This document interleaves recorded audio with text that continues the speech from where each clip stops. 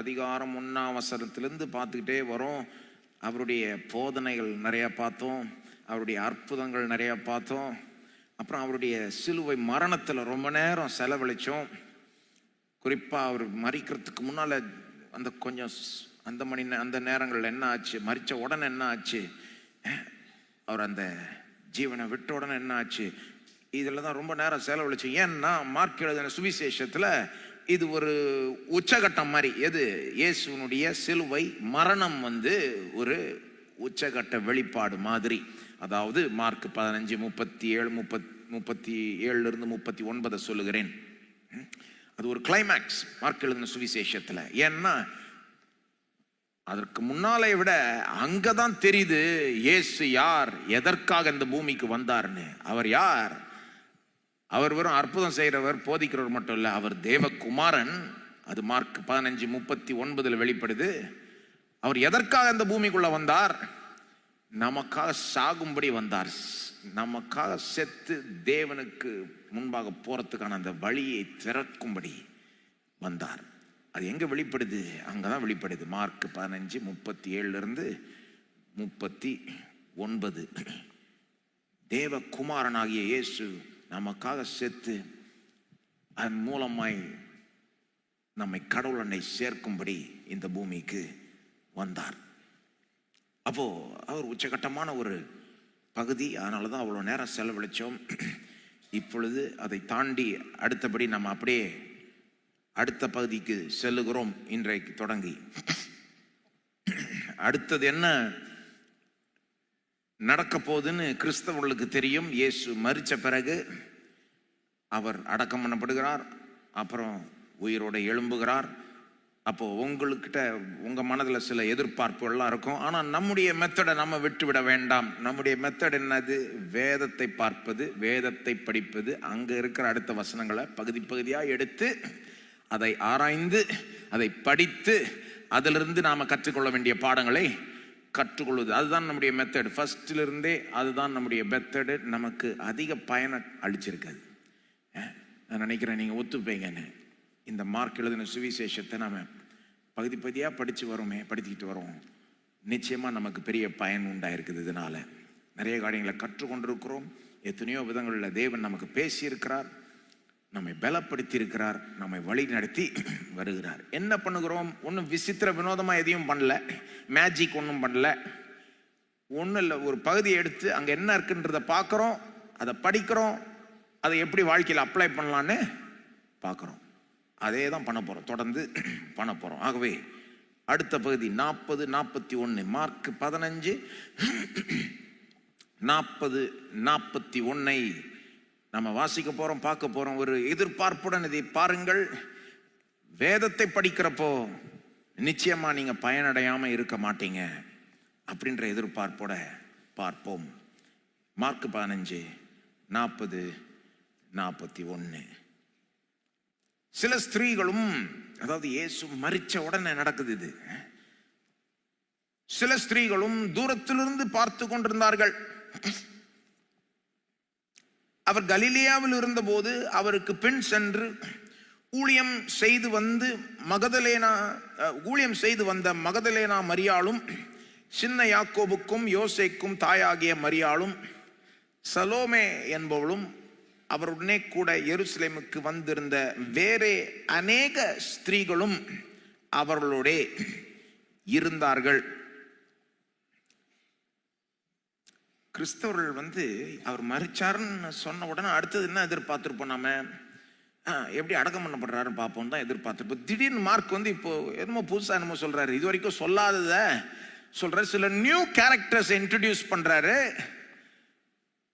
ரொம்ப பெண்களை இங்க வலியுறுத்துறாரு இந்த ஒரு 2 வசனத்துல. கவனிச்சிங்களா? பொதுவாகவே நிறைய பெண்கள் இயேசுவை ஃபாலோ பண்ணிட்டு வந்தாங்க, அங்க இருந்தாங்க, பார்த்துக்கிட்டு இருந்தாங்க. அது மட்டும் இல்ல, குறிப்பா 3 பெண்களை ரொம்பவே ஹைலைட் பண்றாரு. என்ன நடக்குது இங்க? இதுவரைக்கும் ஒரு தடவை கூட மார்க் நம்மகிட்ட இதை பற்றி ஒன்றும் சொல்லலை. அதாவது பெண்கள் இயேசுவை ஃபாலோ பண்ணிட்டு வந்தாங்க, இதெல்லாம் ஒரு வார்த்தை கூட சொல்லலை. அதை பற்றி 15 அதிகாரம் போயிடுச்சு. இந்த 3 பெண்களை பற்றியும் ஒன்றும் சொல்லவும் இல்லை. திடீர்னு இந்த பெண்கள் ரொம்ப முக்கியன்ற மாதிரி பேசிக்கிட்டு இருக்காரு. அது இந்த 3 பெண்களுக்கு ரொம்பவே முக்கியத்துவத்தை கொடுக்கிறாரு. என்ன நடக்குது இங்க? நாம அவருடைய அடக்கத்தை பற்றி வாசிக்க எதிர்பார்த்திருப்போம். அது வருது 42 பார்த்தீங்கன்னா அவர் எங்க அடக்கம் பண்ணப்படுறாரு, எப்படி அடக்கம் பண்ணப்பட்டார்ன்றதெல்லாம் வாசிக்கலாம். ஆனா அதுக்கு முன்னால திடீர்னு நடுவில் இங்க இந்த பெண்களை பற்றி இந்த ஒரு பகுதியை நுழைக்கிறாரு. ஏன்?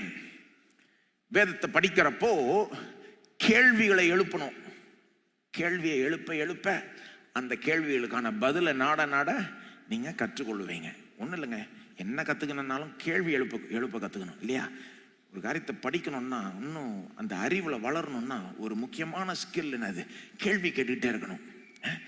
உங்களை விட அதிகமாக தெரிஞ்சவங்கள்ட்ட போய் கேள்வி கேட்கணும் இல்லையா?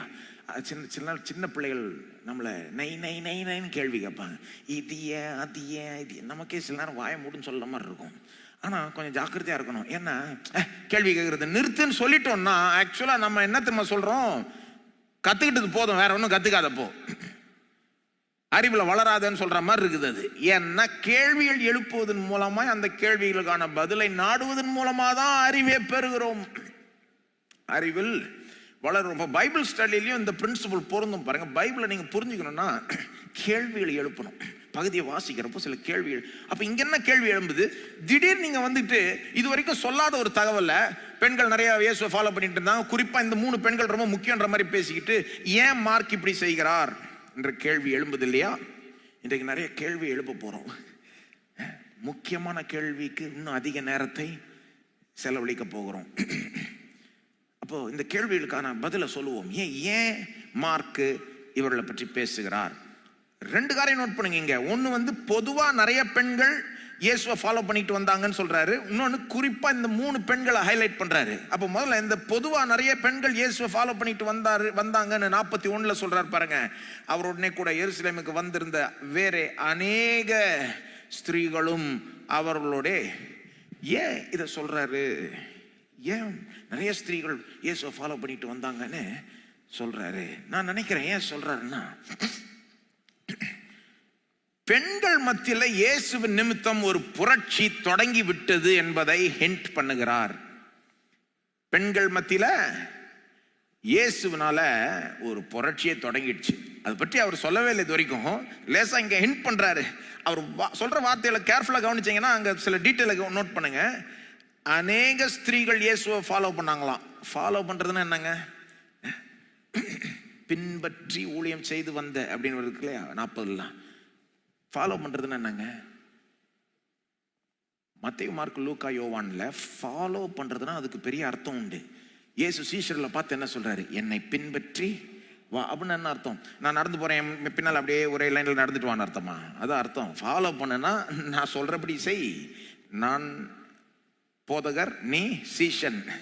நான் போதிக்கிறத கவனி, என் போதனை எடுத்துக்கொள், என் போதனையின்படி உன் வாழ்க்கையை மாத்திக்கொள், எனக்கு சீஷனை போல இரு. அதுதான் அர்த்தம் ஃபாலோ பண்றதுன்னா, டு பிகம் a disciple. பாருங்க, அப்ப நிறைய பெண்கள் இயேசுவை ஃபாலோ பண்ணிட்டு வந்தாங்களாம். அதுவே ரொம்ப வழக்கத்துக்கு மாறான ஒன்று. அந்த காலத்துல ஒரு ரபியை வந்து நிறைய யூத பெண்கள் ஒன்றும் ஃபாலோ பண்ண மாட்டாங்க. அது மட்டும் இல்ல, ஃபாலோ பண்ணது மட்டும் இல்ல, கலிலேயாவிலிருந்து எருசலேம் வரைக்கும் இயேசுவை ஃபாலோ பண்ணிக்கிட்டு அவரோட பயணித்து வந்திருக்கிறாங்க அவங்க. நோட் பண்ணீங்களா? அதை 41 எருசலேமுக்கு வந்திருந்த கலிலேயாவிலிருந்து அவங்களும் வந்துட்டாங்க. அது ஒரு ஸ்டேட்ல இருந்து இன்னொரு ஸ்டேட் போற மாதிரிங்க. அந்த காலத்துல, இந்த காலத்துல நீங்க இப்போ தமிழ்நாட்டுல இருந்து ஆந்திரா ஓரளவுக்கு ஈஸியா போயிடலாம். அந்த காலத்துல போறது இன்னும் கஷ்டம். அந்த காலத்துல இயேசுவோட ஒரு மாநிலத்திலிருந்து இன்னொரு மாநிலம் வரைக்கும் பயணித்து வந்திருக்கிறாங்க இயேசுவோட. அது மட்டும் இல்ல, சிலுவையில் அவர் அறையப்பட்ட போதும் அவரை விடல, இங்க தூரத்திலிருந்து பார்த்துக்கிட்டு இருக்கிறாங்க. நிறைய ஃபாலோ பண்ணிட்டு வராங்க. நிறைய ஸ்திரீகள் இயேசுவை அவரோடவே பயணிச்சு வந்திருக்கிறாங்க. கலிலேயாவிலிருந்து சிலுவை வரைக்கும் வந்திருக்கிறாங்க. இது எவ்வளவு புரட்சிகரமான ஒரு காரியம்ன்றது நீங்க உணர்றீங்களா? ஏங்க ஒண்ணு இல்லைங்க, இன்றைக்கே இப்படிப்பட்ட காரியம் பெருசா நடக்குமான்னு நான் கேட்கிறேன். அதாவது பாருங்க, இந்த பெண்கள்ல சில பெண்கள் வந்து ஃபேமிலியோட இயேசுவை பின்பற்றி இருப்பாங்கன்னு நினைக்கிறேன். பாசிபிள். உதாரணத்துக்கு யாக்கோபு, யோவான் இருக்கிறாங்க. ஒருவேளை அவங்க தாயார் கூட இந்த குரூப்ல இருந்திருக்கலாம் அப்படின்னு சொல்றாங்க. அப்போ வந்து அவங்க 2 சன்ஸ் வராங்க, கூடவே அவங்க தாயாரும் ஃபாலோ பண்றாங்க. ஓகே, அது வந்து கொஞ்சம் நம்ம புரிஞ்சுக்கலாம். ஆனா எல்லா கேஸ்லயும் அப்படி இல்லை. சில பெண்கள் அவங்க ஃபேமிலி இல்லாமலே ஃபாலோ பண்ணியிருப்பாங்க. இயேசுவை ஃபாலோ பண்ணி அவரோட பயணித்து ஊர் ஊரா பயணித்து போறாங்க. எப்படி எனக்கு தெரியும்னா, இங்க மட்டும் இல்ல, லூக்கா 8:1-3 வாசித்து பாருங்க. அங்கேயும் சொல்லப்படுது. சில வேற பெண்களுடைய பேரும் அங்க சொல்லப்படுது. அந்த பெண்கள் பேர்ல பாத்தீங்கன்னா, ஒரு பெண்லாம் ஜோவன்னா. அந்த பெண் வந்து ஒரு ஏரோது ராஜாவினுடைய மேனேஜர்னுடைய மனைவியாம். அப்போ அந்த பெண் வந்து புருஷனையும் விட்டுட்டு, குடும்பத்தையும் விட்டுட்டு, அரண்மனையும் விட்டுட்டு, எல்லாத்தையும் விட்டுட்டு இயேசுக்கு பின்னால வந்திருக்குது. இது ஒரு லேசான காரியம் கிடையாது. நான் கேட்கிறேன், இன்றைய உலகத்துல 2025 நம்முடைய சமுதாயத்தில் இந்த மாதிரி ஒரு காரியம் நடக்குமான்னு கேட்கிறேன். இது லேசில் நடக்குமான்னு கேட்கிறேன். நான் ஒரு பெண்கள் கூட்டம் ஒரு ஆண்கள் கூட்டத்தோட டிராவல் பண்றது.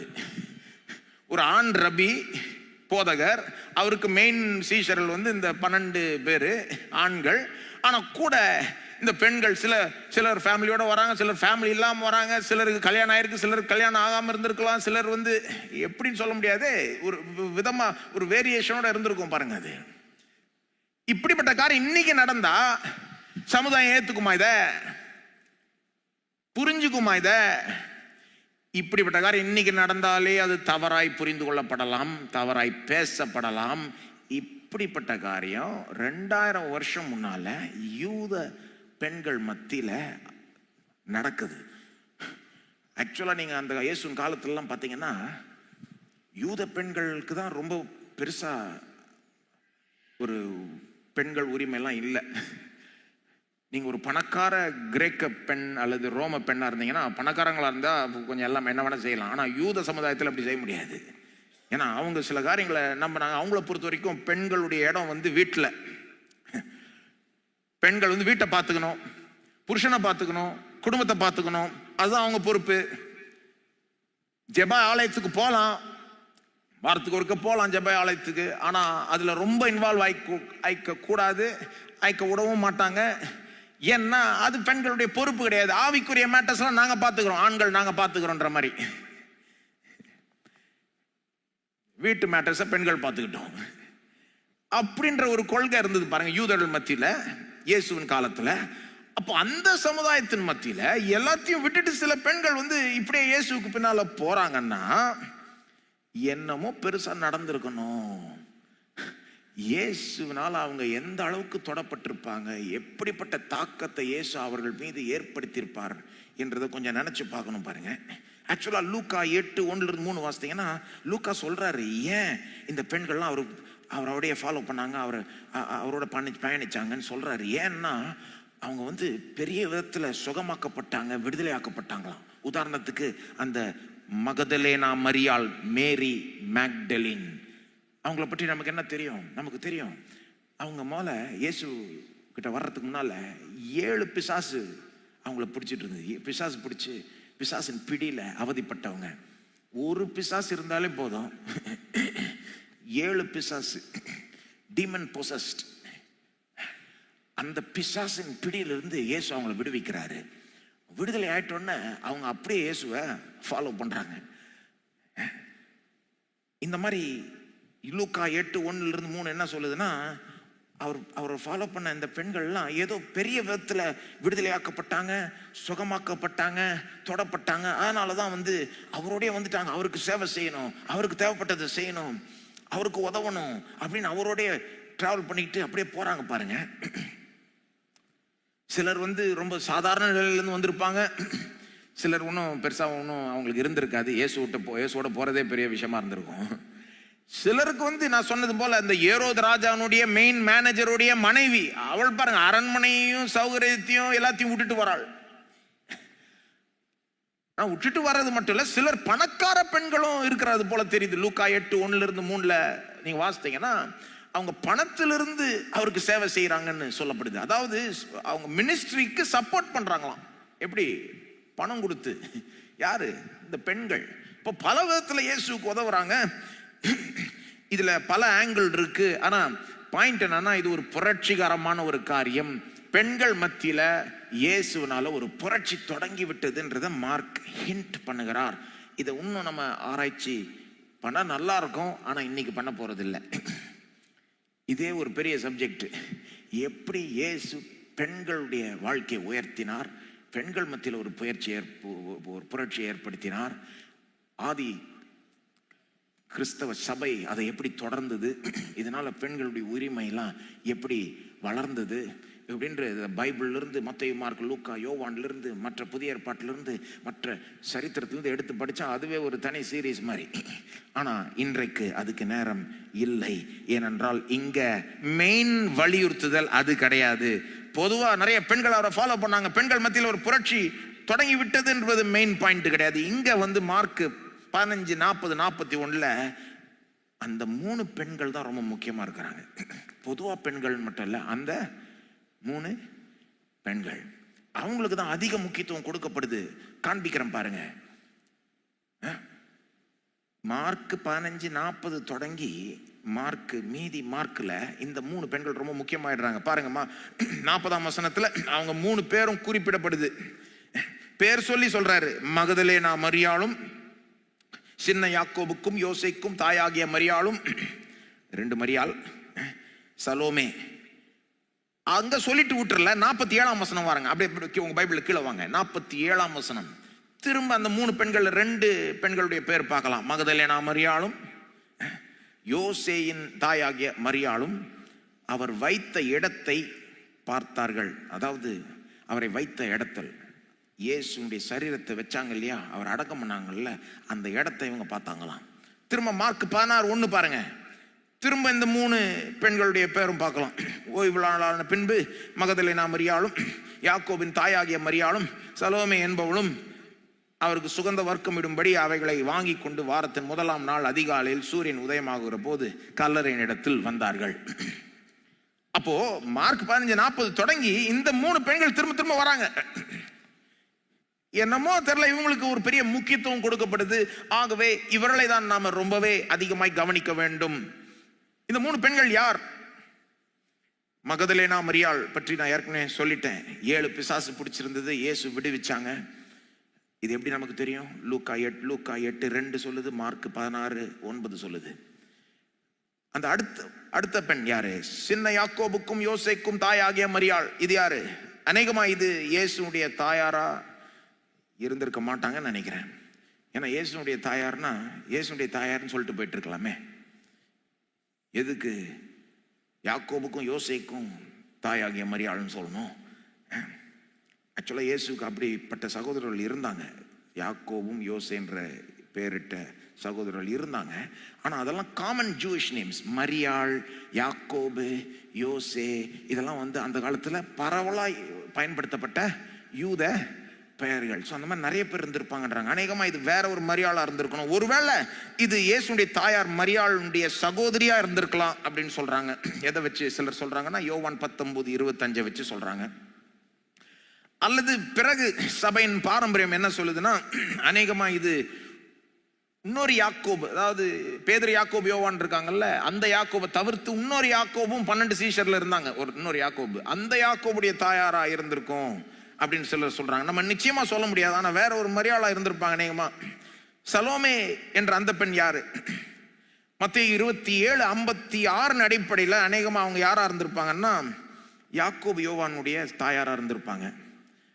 செபதேயுவின் குமாரராகிய யாக்கோபு, யோவான், அந்த இயேசுடைய டாப் 3 சீஷர்கள் பேதுரு, யாக்கோபு, யோவான்ல அந்த யாக்கோபு யோவானுடைய தாயாரா இருந்திருப்பாங்க அநேகமா. நம்ம ரொம்ப நிச்சயமா சொல்ல முடியாது. ஆனா ஒரு காரியத்தை நீங்க புரிஞ்சுக்கணும், நம்மளால நிச்சயமா சொல்ல முடியல. இவங்க யார்? நம்ம 2000 வருஷம் கழிச்சு வாழ்றதுனால நமக்கு எல்லாமே தெரியல இன்னைக்கு. ஆனா மார்க் எழுதினப்போ இந்த 3 பேர் யாருன்னு கிறிஸ்தவ உலகத்துக்கே தெரிஞ்சிருக்கும்.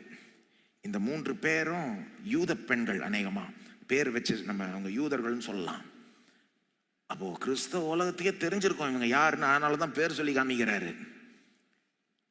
அப்போ இவங்க யாருன்றதை விட இன்னொரு முக்கியமான கேள்வியை நாம எழுப்பணும். ஏன் இந்த 3 பெண்களுக்கு இவ்வளவு பெரிய ஒரு முக்கியத்துவம் இங்க மார்க் எழுதின சுவிசேஷத்துல கடைசியில கொடுக்கப்படுது? அதுவும் இயேசுனுடைய சிலுவை மரணம், அடக்கம், உயிர்த்தெழுதல், இதன் மத்தியில இவங்களுக்கு ஏன் இவ்வளவு பெரிய ஒரு முக்கியத்துவம்? இதுவரைக்கும் ஒரு தடவை கூட சொல்லப்படாத இவர்கள் திடீர்னு ஏன் இவ்வளவு முக்கியமாயிடுறாங்க? ஏன்? why? பிறகு இதிலிருந்து நாம் என்ன கற்றுக்கொள்ள வேண்டும்? இந்த ரெண்டு கேள்வியை நாம் எழுப்புவோம். ஏன் இவங்களுக்கு இவ்வளவு முக்கியத்துவம்? இதிலிருந்து பிராக்டிக்கலா நாம் என்ன கத்துக்கலாம்? என்ன பிராக்டிக்கல் பாடங்களை கத்துக்கலாம்? கவனிப்போம். ஏன் இவர்களுக்கு இவ்வளவு முக்கியத்துவம்? ஏன் சொல்றேன் கேளுங்க. ஏனென்றால் இயேசுவினுடைய மரணம், அடக்கம், உயிர்த்தெழுதல் மூணுத்தையும் பார்த்தவங்க இவங்க தான்.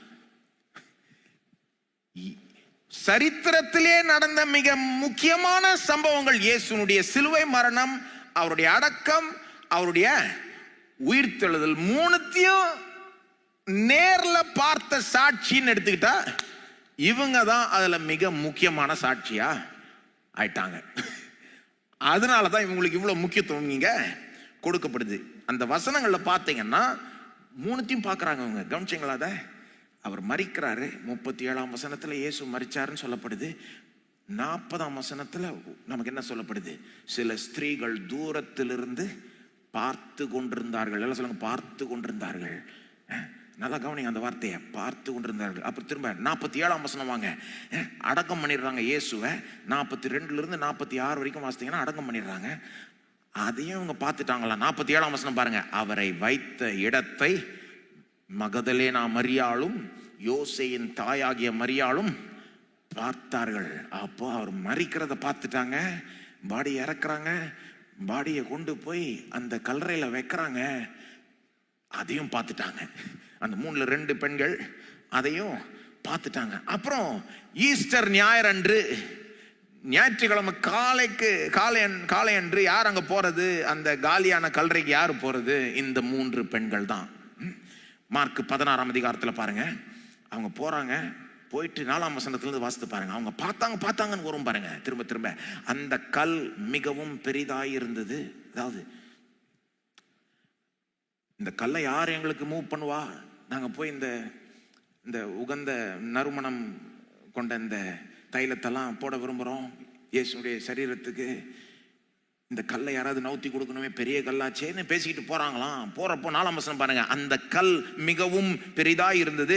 அவர்கள் ஏறிட்டு பார்க்கிற போது, நடந்து போறாங்க, கிட்ட வர்றப்போ ஏறிட்டு பார்க்கிற போது, எல்லாம் சொல்லுங்க, ஏறிட்டு பார்க்கிற போது அது தள்ளப்பட்டு இருக்க கண்டார்கள். எல்லாம் சொல்லுங்க, கண்டார்கள்.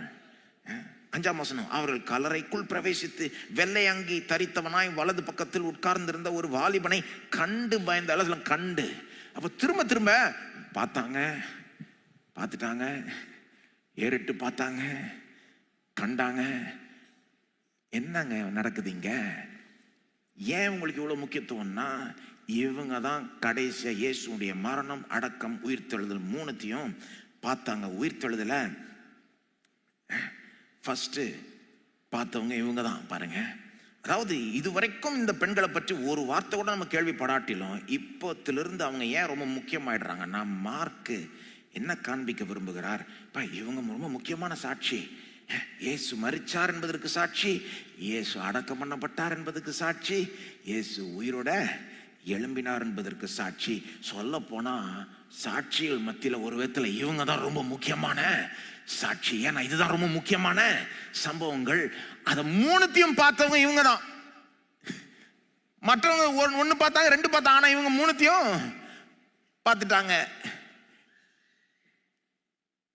They were the last at the cross and first at the empty tomb. ஏன் இவங்க ரொம்ப முக்கியமான சாட்சி? சிலுவையில கடைசி நிக்கிறாங்க, கல்லறையில போய் ஃபர்ஸ்ட் நிக்கிறாங்க.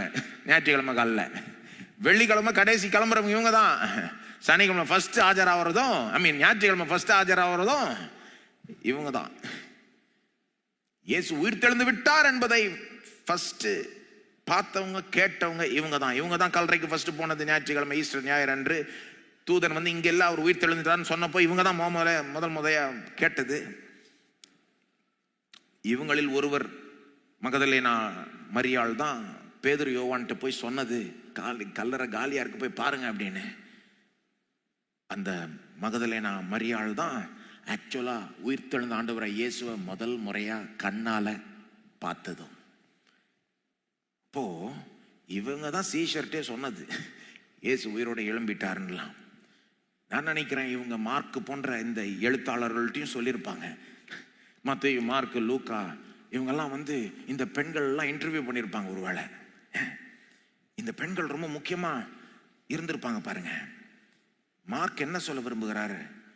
பார் அவர் மரிச்சதை பார்த்தாங்க, இதே குரூப் அவர் அடக்கம் பண்ணதையும் பார்த்தாங்க, உயிர் தெழுந்ததையும் பார்த்தாங்க.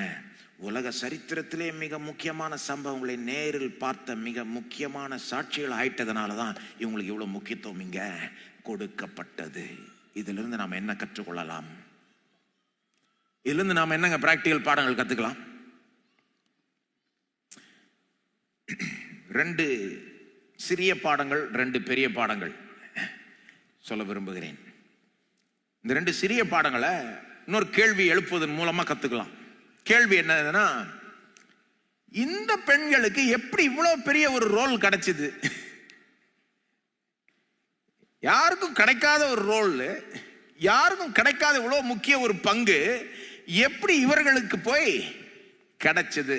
இந்த கேள்வியை எழுப்பலாம் நினைக்கிறேன். இது ஒரு நல்ல கேள்விதான். இதுக்கு பதில் என்ன? இதனுடைய பதில்ல தான் அந்த 2 பாடங்களும் வந்துடும். 2 பதில். ஒன்று ஏன் இவங்களுக்கு இவ்வளோ பெரிய ரோல் கிடைச்சதுன்னா, இவங்க தான் அங்கே இருந்தாங்க. தேவனும் வேணுக்குனே இப்படி திட்டமிட்டு இவங்களை பயன்படுத்த விரும்பினார். 2 காரணம். இவங்க தான் அங்கே இருந்தாங்க, அதனால இவங்களுக்கு அந்த ரோல் கிடைச்சது. ஆனால் அது மட்டும் இல்லை, தேவன் வேணுக்குனே இப்படி திட்டமிட்டு இவர்களை பயன்படுத்தினார். 2 கவனிங்க. எப்படி அவங்களுக்கு இவ்வளோ பெரிய ரோல் கிடைச்சதுன்னு நீங்க கேட்டீங்கன்னா, நிச்சயமா இதை நீங்க யோசித்து பார்க்கணும். இவங்க ஒருத்தர் தாங்க இருந்தாங்க, மற்றவங்க கிளம்பிட்டாங்க. நான் சொன்னது போல 3த்தையும் பார்த்தவங்க இவங்க தான். மரணம், அடக்கம், உயிர்த்தெழுதல். உதாரணத்துக்கு நம்ம யார் அதிகமா எதிர்பார்த்திருப்போம்? யார்கிட்ட இருந்து? எல்லாத்துலயும் கூடவே இருந்திருப்பாருன்னு யாரை எதிர்பார்த்திருப்போம்? பேதுருவை எதிர்பார்த்திருப்போம். ஆனா அவர் அப்ப கிளம்பிட்டாரு. அவர் பேதுரு பெருசா பேசினாரு. உண்மை நான் ஒருபோதும் விட மாட்டேன், உமக்காக நான் உயிரையே கொடுக்க ரெடி அப்படின்னு சொல்லிட்டு இயேசு 3 முறை மறுதலிச்சுட்டு அவர் போயிட்டார். ஆகவே இயேசு மரிக்கிறப்ப பேதுரு அங்க சீன்லே இல்லை. ஆக்சுவலா மார்க் 14 முடிவுக்குள்ள நீங்க வாசித்தீங்கன்னா 50ஆம் வசனம் கிட்ட மார்க் சொல்றாரு எல்லா சீஷனுமே விட்டு ஓடிட்டாங்கன்னு. யோவான் எழுதின சுவிசேஷத்திலிருந்து நமக்கு இன்னொரு தகவல் வருது. என்னன்னா, சிலுவைக்கு வர்றதுக்குள்ள யோவானும் வந்துடுறாரு. அங்க யோவான் மட்டும்தான் வரார்.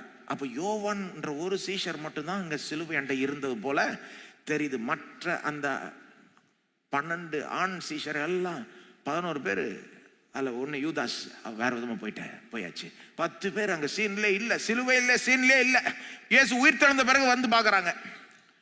அப்போ மரணத்தை அவங்க பார்க்கவே இல்லை, சாட்சியே கிடையாது. அவங்க அடக்கம் பண்ணப்படுறப்போ யோசேப், அரிமேத்தா ஊரானாகிய யோசேப்பு என்ற ஒரு மனுஷன் அங்க, அவர் தான் பாடியை கேட்டு வாங்கி போய் அடக்கம்லாம் பண்றாரு. அப்ப அவர் அதுக்கு சாட்சி. ஆனா அவர் மரணத்தை பெருசா பார்த்தாரான்னு தெரியல, அல்லது உயிர்த்தெழுதலை பெருசா பார்த்தாருன்னு. அப்ப என்ன சொல்றாரு? சிலர் ஒண்ணு பார்க்கறாங்க, இன்னொன்னு பார்க்கல. இவங்க தாங்க 3த்தையும் பார்க்க இருந்தாங்க. ஏன் ரோல் கிடைச்சதுன்னா இவங்க தாங்க இருந்தாங்க.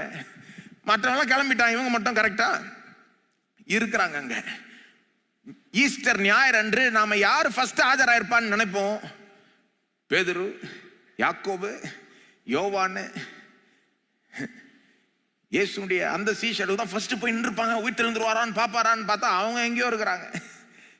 ஆனா ஃபர்ஸ்ட் போறது யாரு? இந்த பெண்கள் தான். இப்ப இவங்க தான் இருந்தாங்க, இவங்க தான் ஃபர்ஸ்ட் போனாங்க. அதனால தான் இவங்களுக்கு அந்த ரோல் கிடைச்சது. நீங்க அவங்கள பார்த்து கேட்டீங்கன்னா, பரலோகத்தில் பார்த்து வேணா கேளுங்க, எப்படிப்பா உங்களுக்கு இவ்வளோ முக்கிய ரோல் கிடைச்சிது அப்படின்னு கேட்டா என்ன சொல்லுவாங்க? நான் நினைக்கிறேன், நாங்கள் ஒன்றும் பெருசா செய்யலைங்க, அங்கே இருந்தோங்க, இந்த பாக்கியம் எங்களுக்கு கிடைச்சிருச்சு. இது ஒரு பெரிய பாடம் பாருங்க. என்னங்க பாடம்?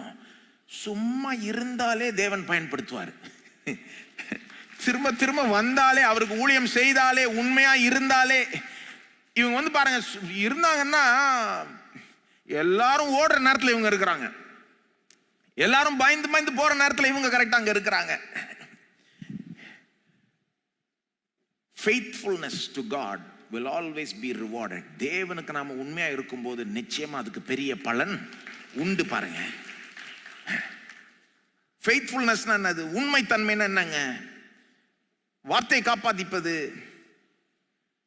உண்மையா இருப்பது. ஒருத்தர்கிட்ட நான் உங்களை நம்புவேன், என்ன நடந்தாலும் நம்புவேன்னு சொன்னா என்ன நடந்தாலும் நம்புறது, என்ன நடந்தாலும் பின்பற்றுவேன், விட மாட்டேன் நான் அப்படின்னு சொன்னா என்ன நடந்தாலும் அவங்களே பின்பற்றுவது. அதுதான் இந்த பெண்கள் வெளிப்படுத்துறாங்க. ஆக்சுவலா அவங்க ரொம்ப காலமா ஃபெய்த்ஃபுல்லா இருக்கிறாங்க. இங்கதான் அவங்க பெருசா ஹைலைட் பண்ணப்படுறாங்க. ஆனா ரொம்ப காலமா ஃபெய்த்ஃபுல்லா இருக்காங்க. நீங்க பாத்தீங்கன்னா 40ஆம் வசனத்துல சொல்லப்படுது, கலிலேயாவில் இயேசு இருந்த போது அவருக்கு பின் சென்று ஊழியம் செய்து வந்த மகதலேனா மரியாளும் இந்த அடுத்த மரியாளும் சலோமே. கலிலேயாவிலேயே அவருக்கு பின் சென்று ஊழியம் செய்து வந்தார்கள். ஊழியம்னா என்னங்க? சர்வீஸ். பிரசங்கம் கிடையாது. இன்னைக்கு ஊழியம்னா கிறிஸ்டியன் மினிஸ்ட்ரி மாதிரி ஆயிடுச்சு. இல்ல ஊழியன் பைபிள்ல வார்த்தை வந்து சர்வ் பண்றது, சேவை செய்வது. இயேசுக்கு என்ன பண்ணிட்டு இருந்தாங்களாம்? அப்பத்துல இருந்து அவங்க சேவை செஞ்சுட்டு இருந்தாங்களாம். சேவைன்னா என்னதுங்க? சிலர் சேவைன்னு சொன்ன உடனே ஒருவேளை இயேசுக்கு தான் தண்ணி வேணுன்றப்போ தண்ணி கிளாஸ் கொடுத்துருப்பாங்க, சமையல் செஞ்சு கொடுத்துருப்பாங்க, சாப்பாடு ஆக்கி கொடுத்துருப்பாங்க. ஒருவேளை அதையும் செஞ்சிருக்கலாம். ஆனா வெறும் அப்படி நினைச்சிருக்க முடியாது. ஏன்னா ஏற்கனவே சொன்ன லூக்கா 8:1-3 பணத்திலிருந்து ஊழியம் செஞ்சாங்கன்னு சொல்லப்பட்டிருக்கு. அப்போ பல விதத்துல ஊழியம் செஞ்சிருப்பாங்க. நான் நினைக்கிறேன் இயேசுக்கு தண்ணியும் கொண்டு வரலாம், சமையலும் செஞ்சு கொடுக்கலாம், என்ன வேணா பண்ணிடலாம், பணத்தையும் எடுத்து கொடுத்துடலாம். இயேசுவா இருந்தா அவர் பெருசா நினைக்காம அவங்க செஞ்சிருப்பாங்கன்னு நான் நினைக்கிறேன். அது மட்டும் இல்ல, இயேசு கிட்ட கொஞ்ச நாள் இருந்தாலே இந்த சர்வீஸ் மென்டாலிட்டி வந்துடும். அதனுடைய மேன்மையும் புரிஞ்சிடும். இயேசு என்ன சொன்னாரு? நீ இருக்கிறதுலே பெரியவனா இருக்க விரும்பினா இருக்கிறதுலே சிறியவனுக்கு போய் சேவை செய், ஊழியம் செய். அப்போ இத உலகம் ஒரு ஏளனமா பார்க்கலாம். ஆனா அவங்க அப்படி பார்க்கல பாருங்க. அவங்க ஒரு சர்வீஸ் மென்டாலிட்டியோட இயேசுக்கு சேவை செஞ்சாங்க. சர்வீஸ் மென்டாலிட்டினா தெரியுமா? ஒரு ஆஸ்பத்திரியை சர்வீஸ் மென்டாலிட்டியோட நடத்தலாம், ஒரு ஸ்கூலை சர்வீஸ் மென்டாலிட்டியோட நடத்தலாம், அல்லது நடத்தாமலையும் இருக்கலாம். சர்வீஸ் மென்டாலிட்டி என்னது? அடுத்த ஆள் பயனடையணும், அதுதான் மெயின் கோல். அதுக்கு ஏற்றவாறு டிசிஷன் எடுக்கிறது, காரியங்களை செய்யறது. சர்வீஸ் மென்டாலிட்டி வேற, ப்ராஃபிட் மென்டாலிட்டி வேற. ப்ராஃபிட் மென்டாலிட்டியில வந்து ப்ராஃபிட் தான் நம்பர் 1 கோல்னு சிலர் போறாங்க. ஆனா சிலர் வந்து சர்வீஸ் தான் நம்பர் 1 கோல். அடுத்த ஆள் பயனடையணும், அவங்க எப்படியோ அவங்களுக்கு நல்லது நடக்கணும், நம்ம நல்லது செய்யணும், அப்படி ஒரு மென்டாலிட்டியோட அவங்க செஞ்சுக்கிட்டே வராங்க. பிஹைண்ட் த சீன்ஸ் இருக்கிறாங்க. அவங்கள பெருசா ரொம்ப பேர் கவனிச்சிருக்க மாட்டாங்கன்னு நினைக்கிறேன். அவங்கள பெருசா ரொம்ப பேர் பாராட்டி இருக்க மாட்டாங்கன்னு நினைக்கிறேன். ஆனா தொடர்ந்து உண்மையா இருக்கிறாங்க. அப்படியே இயேசு மேல அவங்களுக்கு ஒரு பற்று, அது விடவே இல்லை பாருங்க. அவர் மரிக்கிறப்போ கூட பாக்குறாங்க, அடக்கம் பண்ண போற அவருடைய சரீரத்தை எங்க எடுத்துன்னு போறாங்களோ இவங்களும் போறாங்க. விட்டுட்டு போறதுக்கு மனசே இல்லை இவங்களுக்கு. இயேசு மேல அப்படி ஒரு பற்று. அப்புறம் ஞாயிற்றுக்கிழமை காலைல ஓய்வு நாள் அன்றைக்கு எதுவும் செய்யக்கூடாதுன்னு ரூல் இருந்தது. அதனாலதான் அன்னைக்கு வரல, அன்னைக்கு வந்துட்டு இருப்பாங்க. ஞாயிற்றுக்கிழமை காலைல திரும்ப கரெக்ட் டைம் வந்துடுறாங்க. இயேசுவின் மேல அப்படி ஒரு பற்று, ஒரு லாயல்ட்டி, ஒரு விசுவாசம், ஒரு உண்மை. அதை தேவன் ரிவார்ட் பண்றாரு.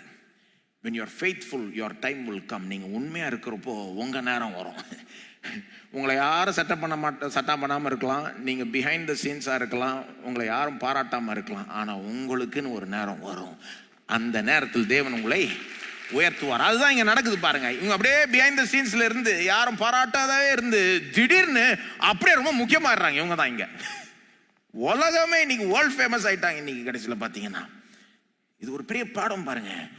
உண்மையா இருக்கிறவர்களை தேவன் பயன்படுத்துகிறார்.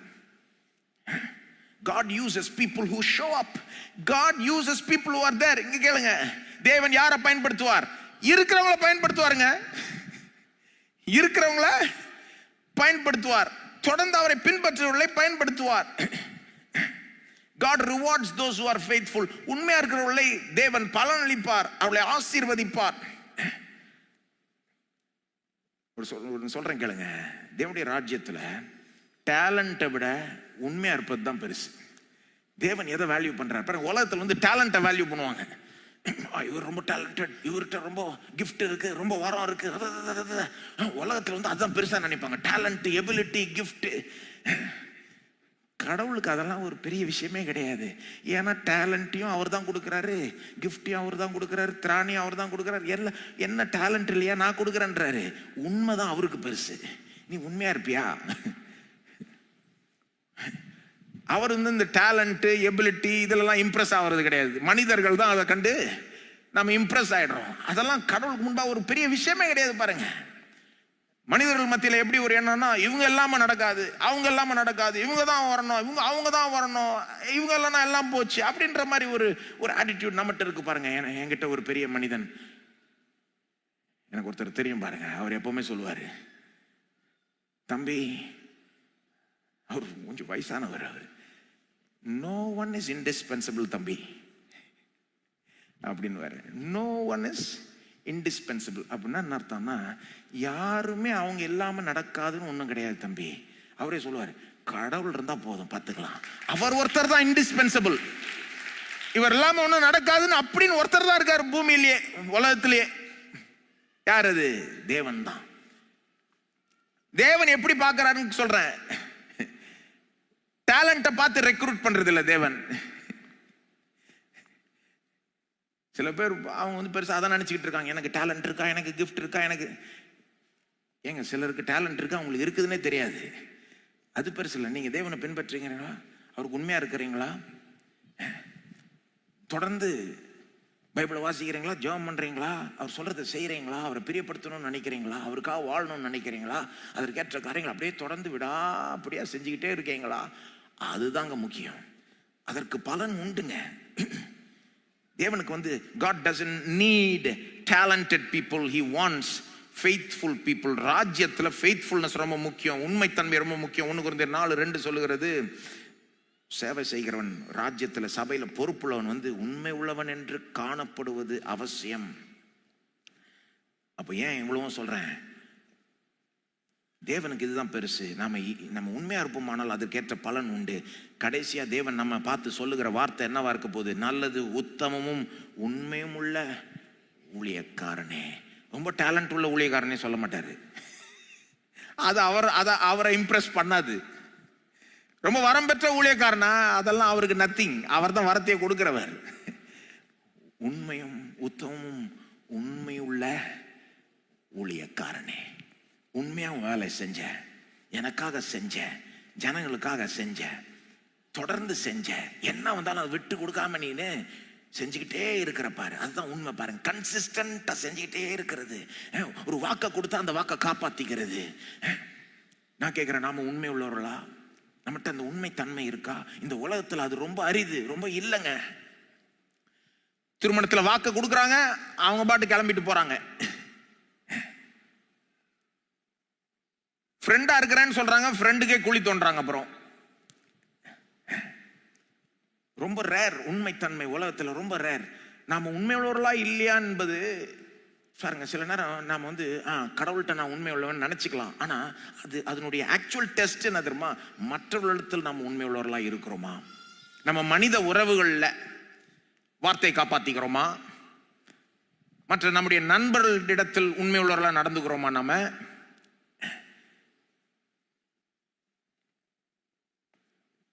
1 யோவான் போதிக்கிறார்ல, கடவுளை அன்பு கூறுறோமா இல்லையான்றது எதை பார்த்து தெரிஞ்சுக்கலாம்? சகோதர அன்பு இருந்தா நாம கடவுளை அன்பு கூறுகிறோம். மற்றவளை அன்பு கூர்ந்தா அது வெளிப்படுத்துது, ஆமா கடவுள் அன்பு நம்மகிட்ட இருக்கு. ஆனா மற்றவளை அன்பு கூறலன்னா நம்ம என்ன பெருசா கிறிஸ்தவன் சொன்னிக்கிட்டாலும் நம்ம கடவுள் மேல உண்மையான அன்பை வைத்துக் கொள்ளவில்லை. அது மாதிரிதான் பாருங்க, கடவுளிடத்தில் நாம் உண்மை உள்ளவர்களா இல்லையா என்பது நம்முடைய மற்ற மனித டீலிங்ஸ்ல தெரிஞ்சுக்கலாம். மனிதர்களோடு நம்ம எப்படி டீல் பண்றோம்? வார்த்தையை காப்பாத்திக்கிறோமா? ஒரு ஃப்ரெண்டா இருந்தா விசுவாசமா இருக்கிறோமா? லாயலா இருக்கிறோமா? திருமணத்துல உண்மை உள்ளவரா இருக்கிறோமா? இதுக்கு பெரிய பெரிய வேல்யூ இருக்கு ராஜ்யத்துல. சரி, அவங்க உண்மை உள்ளவர்களா இருந்தாங்கன்றது மட்டும் இல்ல, தேவன் வேணுக்குன்னு அவர்களை இப்படி யூஸ் பண்ணணும்னு திட்டமிட்டார். அதாவது அவங்க ஒரு பெரிய பங்கு செஞ்சாங்க, அவங்க அங்க இருந்தாங்க, தொடர்ந்து வந்தாங்க, எல்லாம் ஓடி போனப்போ அவங்க மட்டும் இருந்தாங்க, அதனால அவங்க தேவன் அவங்களை பயன்படுத்தினான்றது மட்டுமல்ல, தேவன் வேணுக்குனே இப்படி பிளான் பண்ணி விட்டார். கிறிஸ்தவர்களாகிய நாம் என்ன நடந்தாலும் நமக்கு ஒரு பங்கு இருக்கு, கடவுளுக்கும் பங்கு இருக்குன்றதை நம்ம உணர்றோம்ல. அதனாலதான் என்ன சொல்லுவோம்? God's plan. எல்லாம் சொல்லுங்க காட்ஸ் பிளான். ஆனா நமக்கும் பங்கு இருக்கு. சும்மா காட்ஸ் பிளான் சொல்லிட்டு உட்காந்துட்டு இருக்க முடியாது. ஆனா என்ன இருந்தாலும் நாம என்ன சொல்லுவோம்? எல்லாம் முடிஞ்ச பிறகு எல்லாம் அவருக்கு கிருபைன்னு சொல்லுவோம். எப்படி சொல்றோம்? நாம ஒன்னும் செய்யலன்னு கிடையாது, நாம எல்லாம் செஞ்சோம். ஆனா அதையும் தாண்டி அவர் கிருபை வேலை செய்து அவர் பிளான் வேலை செய்தா இல்லையாங்க, கரெக்டாக இல்லையாங்க? நீங்கள் படிக்கிறீங்க, உங்கள் எக்ஸாமுக்கு பாஸ் ஆகுறீங்க. ஒரு கிறிஸ்தவ மாணவன் எப்படி சொல்லுவான்? நான் சூப்பராக படித்தேன் அதனால் பாஸ் ஆனேன்னு சொல்லிட்டு விட மாட்டான். கர்த்தருடைய கிருபையினால படித்தேன் பாஸ் ஆனேன். அப்போ எப்படி பாருங்க, கர்த்தருடைய கிருபையும் இருக்குது, அவன் படித்ததும் இருக்குது, அவன் பாஸ் ஆனதும், இது எல்லாமே ஒன்றா சேர்ந்து வேலை செய்யுது. அப்போ நம்ம பங்குன்னு இருக்கு, அவருடைய பங்குன்னு இருக்கு, அவருடைய பிளான் இருக்கு, அவருடைய கிருபைன்னு இருக்கு, எல்லாம் ஒன்றா சேர்ந்து நமக்கு அந்த வெற்றி. அது போல தான் இவங்க ஏன் இப்படி பயன்படுத்தப்பட்டாங்கன்னா, அவங்க பங்கும் இருக்குது, அவங்க உண்மையுள்ளவர்களாக இருந்தாங்க. ஆனால் அதையும் தாண்டி தேவனுடைய கிருபை, தேவனுடைய திட்டம், தேவன் வேணுக்குன்னு எப்படி திட்டமிட்டு அவர்களை யூஸ் பண்ணினார். அதாவது உலகம் அவர்களை உதவாதவர்கள் என்று எண்ணின போது தேவன் வேணுக்குனே அவர்களை யூஸ் பண்ணுகிறார்.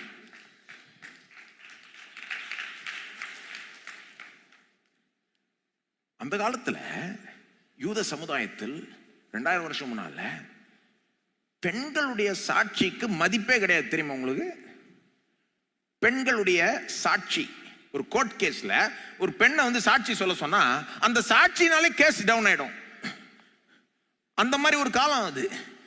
பெண்களுடைய சாட்சியை மதிக்கவில்லை. அது வந்து இன்னைக்கு நமக்கு எப்படி தெரியும்னா, அவங்க எழுதிய வச்சிருக்காங்க. அந்த காலத்தில் எழுதினவங்க எல்லாம், உதாரணத்துக்கு சரித்திர வல்லுனர், அந்த காலத்து 1ஆம் நூற்றாண்டுல வாழ்ந்து இருந்த ஒரு சரித்திர வல்லுனர் ஜோசிபஸ், அவர் எழுதுறாரு. அவர் சொல்றாரு, பெண்கள் சாட்சியை நாங்கள் அனுமதிக்கிறது இல்லை அப்படின்றதுக்கு காரணமும் கொடுக்குறாரு. ஏன் அனுமதிக்கிறது இல்லைன்னா, அவங்க வந்து ரொம்ப இமோஷனல்ன்றாரு. அவங்க வந்து ஒரு இமோஷனில் ஏதாவது சொல்லிடுவாங்க, ஏதாவது நல்லது கிடைக்குமோன்னு ஒரு எதிர்பார்ப்போடு சொல்லிடுவாங்க, அல்லது இதை நம்ம இப்படி ஒத்துக்கலைன்னா ஒருவேளை நம்மளை யாராவது தண்டிச்சிருவாங்க, நமக்கு ஏதாவது கெட்டது நடந்துருமோன்னு பயந்துட்டு சொல்லாமல் சில காரியங்களை விட்டுருவாங்க. என்னென்னமோ காரணம் கொடுக்குறாரு. நீங்கள் வாசித்து பார்த்தீங்கன்னா அவங்க ரொம்ப சீரியஸான கேரக்டர்ஸ் கிடையாது. அவங்க ஒரு அன்ஸ்டேபிளாக இருப்பாங்க. திடீர்னு இப்படின்னுவாங்க, திடீர்னு அப்படின்னுவாங்க. அவங்க சொல்கிற சாட்சியை நம்ம பெருசாக எடுத்துக்க முடியாது. அவங்கள்ட்ட ஒரு தேவையில்லாத ஒரு துணிச்சல் இருக்கு அப்படின்லாம் எழுதுறாரு. இப்போ அந்த காலத்தில் இந்த ஆள் பெரிய ஒரு ஹிஸ்டாரியன் பாருங்க, ஜோசிபஸ். அவர் வந்து அன்றைக்கு இருந்த அந்த சமுதாய அந்த ஒரு ஆட்டிடியூட், மனப்பான்மை எழுதுறாரு, ரெக்கார்ட் பண்றாரு. பெண்கள் சாட்சியை நாங்கள் அனுமதிக்கிறது இல்லை, ஏன்னா இது காரணம் அப்படின்ட்டு. அப்ப நான் நினைக்கிறேன் தேவன் எப்படி ரெஸ்பாண்ட் பண்றாருன்னா, பாக்குறாரு, ஓஹோ உங்க சமுதாயத்துல பெண்கள் சாட்சியை மதிக்க மாட்டீங்களா நீங்க? அப்ப எனக்கு ஒரு ஐடியா இருக்கு. உலக சரித்திரத்திலே மிக முக்கியமான சம்பவத்துக்கு பெண்களை தான் நான் மெயின் சாட்சி ஆக போறேன் பாரு அப்படின்னு. அததான் பண்ணது போல எனக்கு தெரியுது. தேவன் வேணுக்குனே அந்த காலத்தில் இருந்த சமுதாய எதிர்பார்ப்பை தலையில திருப்பினது போலதான் எனக்கு தெரியுது. நீ நினைக்கிறியா பெண்கள் சாட்சி நம்ப முடியாதுன்னு? இது அவங்க இதுக்கு பெஸ்டா கிடையாதுன்னு நினைக்கிறியா? அவங்களுக்கு இதுக்கான தகுதி இல்லைன்னு நினைக்கிறியா? நான் உனக்கு நிரூபிச்சு காமிக்கிறேன்ற மாதிரி தேவன் பண்ண மாதிரி தெரியுது எனக்கு. இவங்க சாட்சியை வச்சு கிறிஸ்தவத்தை தொடக்கிறேன், இது எவ்வளவு தூரம் போகுதுன்னு பார்க்கலான்னு நிரூபிச்சு காமிச்சிடுறாரு கடைசியில தேவன். அப்போ இவங்க வந்து இந்த பெண்கள் உண்மையுள்ளவர்களாக இருந்தாங்கன்றது மட்டும் இல்லை, தேவன் வேணுக்குனே இது பண்ணதை போலதான் எனக்கு தெரியுது. சரி, ஒரு உதாரணம் கொடுக்குறேன் உங்களுக்கு. இங்க அது சொல்லப்படல, மார்க்ல, யோவான்ல சொல்லப்படுது. உதாரணத்துக்கு இதை யோசித்து பாருங்க. சரி, காலியான கல்லறை கிட்ட போனவங்க ஃபர்ஸ்ட் யாரு? பெண்கள். அது மட்டும் இல்ல, உயிர்த்தெழுந்த ஆண்டவராய் இயேசு முதல் முறையா யாருக்கு காட்சி அளித்தார்? ஒரு பெண்ணு கிட்ட. அந்த பெண் பேர் என்ன?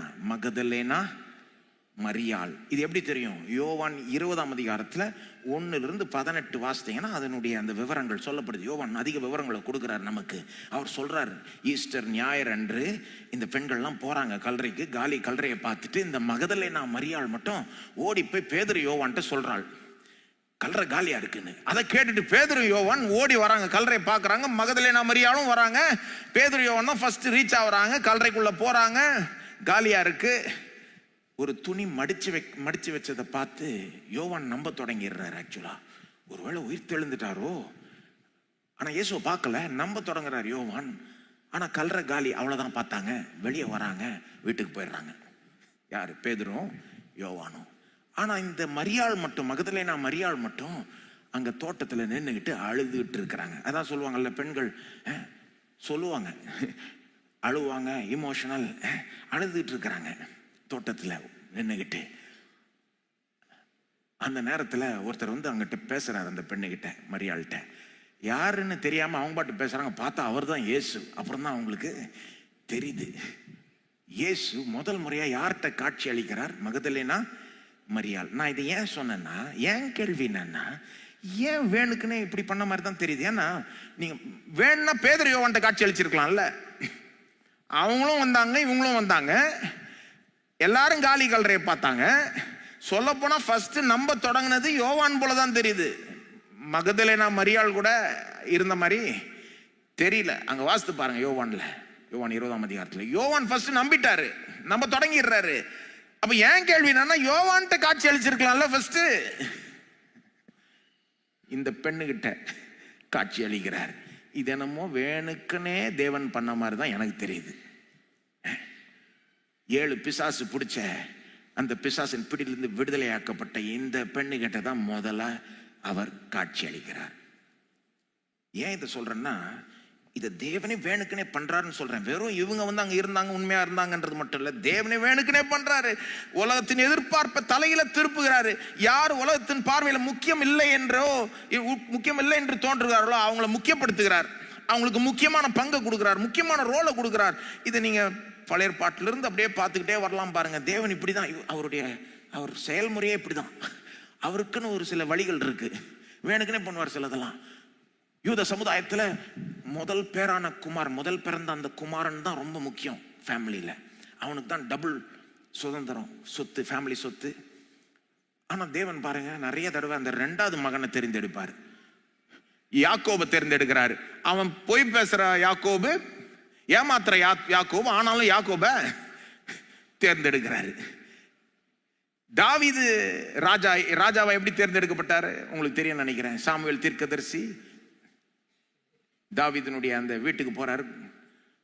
தாவீதினுடைய குடும்பம் வந்து, தாவீதுன்னு ஒரு பையன் இருக்கானே சொல்லிக்கலாம், அவங்க மகன்கள் எல்லாம் கொண்டு வாங்க அப்படின்றாரு தீர்க்கதரிசி. மற்ற எல்லா மகன்களையும் கொண்டு வராங்க, தாவீதை மட்டும் கொண்டு வரவே இல்லை. ஏன்? அவன் கடைசி மகன், சின்ன பையன், சொற்ப ஆடுகளை மேய்த்துட்டு இருக்கான். அவனுக்கெல்லாம் ஒன்றும் தெரியாது, அவன் உதவ மாட்டான். நிச்சயமா ராஜாவா ஆகிறதுக்கு அவனுக்கு தகுதி இல்லை, அவனை விட்டுறலாம், அவனை கண்டு, இப்படிதான் அவங்க நினைச்சாங்க பாருங்க. ஆனா தேவன் எப்படி நினைக்கிறாரு, எப்படி தீர்மானம் பண்றாரு, எப்படி தேர்ந்தெடுக்கிறாரு? அவன் தான் எனக்கு வேணும்ன்றார். கூப்பிடாங்க, நீங்க எல்லாம் உதவ மாட்டேங்கன்றீங்கல்ல, தகுதி இல்லைன்றீங்களா, அவங்கள தான் நான் தேர்ந்தெடுப்பேன்றாரு. இந்த மாதிரி உதாரணம் சொல்லிட்டே போலாம் பாருங்க. இயேசுடைய வம்ச வரலாற்றில் மத்திய 1ஆம் அதிகாரத்தில் 4 பெண்கள் சொல்லப்படுறாங்க. ரூத், ரேகாப், தாமார், பத்ஷிபா. ஆக்சுவலா அந்த காலத்துல வம்ச வரலாறுல பெண்கள் பேரை எழுத மாட்டாங்க அநேக நேரத்துல. 4 பெண்கள் பேர் அங்க வருது. 4 பெண்களும் ஒரு மாதிரியான பேக்ரவுண்டு. அதுல ஒரு பெண் வந்து வேசியா இருந்து வந்தவள், இன்னொரு பெண் வந்து விபச்சாரத்துல இன்வால்வ் ஆன ஒரு பெண். இதுல இருந்தெல்லாம் ஏதாவது நன்மையா வர முடியுமா, ஒரு மேசியா இந்த லைன்ல வர முடியுமான்னு யோசிக்கிற அளவுக்கு யோசிப்போம். ஆனா தேவன் இந்த லைன்ல இருந்து தான் இயேசுவை கொண்டு வருகிறார். சிலுவை தான் இதுக்கு மிக சிறந்த உதாரணம். உலகமே சிலுவையை ஒரு பைத்தியமா நினைச்சு, ஒரு அவமானமா நினைச்சது, ஒரு தோல்வியின் ஒரு அடையாளமா நினைச்சது. ஆனா இன்றைக்கு சிலுவை ஒரு மேன்மையான ஒரு அடையாளமாய் தேவன் திருப்பி விட்டார். வெற்றியின் அடையாளம், அன்பின் அடையாளம், நம்பிக்கையின் அடையாளம் ஆயிடுச்சு இன்னைக்கு சிலுவை. அப்ப உலகம் எதை லேசா நினைக்குதோ, உலகம் யாரை ஒதுக்குதோ, உலகம் இவங்கெல்லாம் உதவ மாட்டாங்கன்னு யாரை சொல்லுதோ அவங்கள பார்த்து தேவன் தேர்ந்தெடுக்கிற மாதிரி எனக்கு தெரியுது. என்னமோ வேணே இதை தேவன் பண்ற மாதிரி எனக்கு தெரியுது. ஆக்சுவலா பவுல் இதை பற்றி புதிய ஏற்பாட்டில் போதிக்கவும் செய்கிறார். 1 கொரிந்தியர் 1ஆம் அதிகாரம் பாருங்க, 26ஆம் வசனத்திலிருந்து. இதை புரிஞ்சிக்காதவங்க சில நேரம் கம்ப்ளீட்டா வேற மாதிரி தலையில சில காரியங்களை புரிஞ்சுப்பாங்க. அதாவது உதாரணத்துக்கு நம்ம நாட்டிலே எடுத்துக்கோங்க, 1 கொரிந்தியர் 1:26 திருப்புங்க, அதுக்குள்ள இதை சொல்லிடுறேன். நம்ம நாட்டிலே சில நேரம் கிறிஸ்தவத்துக்கு விரோதமாக எழுப்பப்படுற ஒரு குற்றச்சாட்டு என்ன தெரியுமா? ஓ, கிறிஸ்தவமா, அது வந்து இந்த ஏழைகள், படிக்காதவங்க, பெரிய ஒரு ஸ்டேட்டஸ் இல்லாதவங்க ரொம்ப போறது தானே அது கிறிஸ்தவம். அந்த மாதிரி ஆட்களுக்கு தானே அது, அந்த மாதிரி ஆட்கள் தானே அவங்க இதில் நிறையா இருப்பாங்க அப்படின்னு ஒரு குற்றச்சாட்டு எழுப்பப்படுது. சில அப்படி மற்றவங்க சொல்றப்போ உலகத்தில் நாமளும் கொஞ்சம் அப்செட் ஆயிடுறோம். அப்படிலாம் கிடையாது அப்படின்னு ரொம்ப ஓவரா டிஃபென்சிவ் ஆயிடுறோம். ஆக்சுவலாக அவங்க சொல்றது முற்றிலும் உண்மை கிடையாது. ஏனென்றால் இயேசு எல்லாருக்காகவும் தான் வந்தார், எல்லாருக்காகவும் தான் மரிச்சார், எல்லாருக்காகவும் தான் நம்ம பிரசவம் பண்ணுகிறோம். இந்த ரட்சிப்பு எல்லாருக்கும் தேவை. ஏழைக்கு மட்டும் இல்லை, பணக்காரனுக்கும் தேவை, படிக்காதவங்களுக்கு மட்டும், படித்தவங்களுக்கும் தேவை. சமுதாயத்தில் கீழ்மட்டத்தில் இருக்கிறவங்க மட்டும் கிடையாது, எவ்வளோ உயர்வில் இருந்தாலும் அது அவங்களுக்கு தேவை இல்லையா? அப்போ அதை நம்பி தான் நம்ம செய்கிறோம். ஆனால் அதை எல்லாம் புரிஞ்சுக்க மாட்டாங்க. அவங்க என்ன சொல்கிறாங்க, இல்லை அதெல்லாம் ஓகே, ஆனால் அவங்க நம்பர்ஸை பாருங்கன்றாங்க. என்ன சொல்கிறாங்க, இந்த ஆர்குமெண்ட் எழுப்புறவங்க ரொம்ப கேர்ஃபுல்லாக சொல்கிறாங்க. அவங்க சொல்கிறாங்க, லுக் அட் த நம்பர்ஸ். ஒன்றும் இல்லைப்பா, நம்பரை பாருப்பா. முக்காவாசி பேர் யாரு சர்ச்சஸில்? முக்காவாசி பேர் யாரு, எப்படிப்பட்ட பேக்ரவுண்ட்லேருந்து வராங்க அப்படின்னு சொல்கிறப்போ உண்மை என்னவென்றால் இந்தியாவில் நாம் அதுக்கு அதை மறுக்க முடியாது. நம்பர்ஸை பார்த்தா அதுதான் உண்மை. 1 கொரிந்தியர்ல என்ன கற்றுக்கொள்கிறோம்னா, கொரிந்து சபையிலையும் அப்படிதான், கொரிந்து சபையிலையும் அப்படிதான். இதுக்கு பவுல் எப்படி பதில் சொல்றாருன்னு பாருங்க. 1 கொரிந்தியர் 1:26. இப்போ இன்றைக்கும் இந்தியாவில் இருக்கிற கிறிஸ்தவத்தை பற்றி ஒரு குற்றச்சாட்டு என்னன்னா, முக்காவாசி பேர் ஒரு ஆர்டினரி பேக்ரவுண்ட்லேருந்து வராங்க, சாதாரண மக்கள், ரொம்ப பெரிய ஒரு படிப்போ உயர்வோ இல்லாதவர்கள் தான் நிறைய பேர் உங்கள் சபைகளில். இதுக்கு நீங்கள் என்ன சொல்கிறீங்கன்னு நம்மளை பார்த்து கேட்குறாங்க. அன்னைக்கு பவுலையும் பார்த்து கேட்டிருப்பாங்க போல இருக்கு. பாருங்க 1 கொரிந்தியர் 1:26. எப்படி எனில் சகோதரரே, நீங்கள் அழைக்கப்பட்ட அழைப்பை பாருங்கள். மாம்சத்தின்படி ஞானிகள் அநேகர் இல்லை, வல்லவர்கள் அநேகர் இல்லை, பிரபுக்கள் அநேகர் இல்லை. என்ன சொல்றாரு பாருங்க, உங்க அழைப்பை பாருங்க. அதாவது நீங்க எப்படிப்பட்ட ஆட்களா இருக்கீங்கன்னு பாருங்க. உங்க அழைப்பைனா ரட்சிப்புக்குள்ளாக உங்க அழைப்பை பாருங்கன்றாரு. சபைக்குள்ள வந்துட்டீங்களா, உங்க அழைப்பை பாருங்க, அதை சொல்றாரு. உங்க மாம்சத்தின்படி ஞானிகள் அநேகர் இல்லைன்னா என்னது, நீங்க முக்காவாசி பேர் பெரிய ஞானிகள் ஒன்றும் கிடையாதுன்றாரு. சில ஞானிகள் இருக்கிறீங்க, ஆனா அநேகர் இல்லை. வல்லவர்கள் அநேகர் இல்லை, சில வல்லவர்கள் இருக்கிறீங்க சபையில, சில பவர்ஃபுல்லான ஆட்கள் இருக்கீங்க சமுதாயத்தில், ஆனா அநேகர் அப்படி இல்லை. பிரபுக்கள் அநேகர் இல்லை, சிலர் பெரிய அதிகாரத்தில் இருக்கிறாங்க, ஆனா அநேகர் அப்படி இல்லை. 27ஆம் வசனம் பாருங்க. இதுக்கு என்ன பதில் சொல்றார் பவுல்? ஞானிகளை வெட்கப்படுத்தும்படி தேவன் உலகத்தில் பைத்தியமானவளை தெரிந்து கொண்டார். பலமுள்ளவைகளை வெட்கப்படுத்தும்படி தேவன் உலகத்தில் பலவீனமானவைகளை தெரிந்து கொண்டார். பவுல் இதை பெருசா டிஃபெண்ட் பண்ணல. இல்ல அப்படிலாம் கிடையாது, எங்கள்கிட்ட நிறைய பேர் இருக்கிறாங்க அப்படி சொல்லாம எப்படி சொல்றாரு பதில்? தேவன் தான் இப்படி தெரிந்து கொண்டார் போன்றாரு. ஏன் இப்படி தெரிந்து கொண்டாராம்?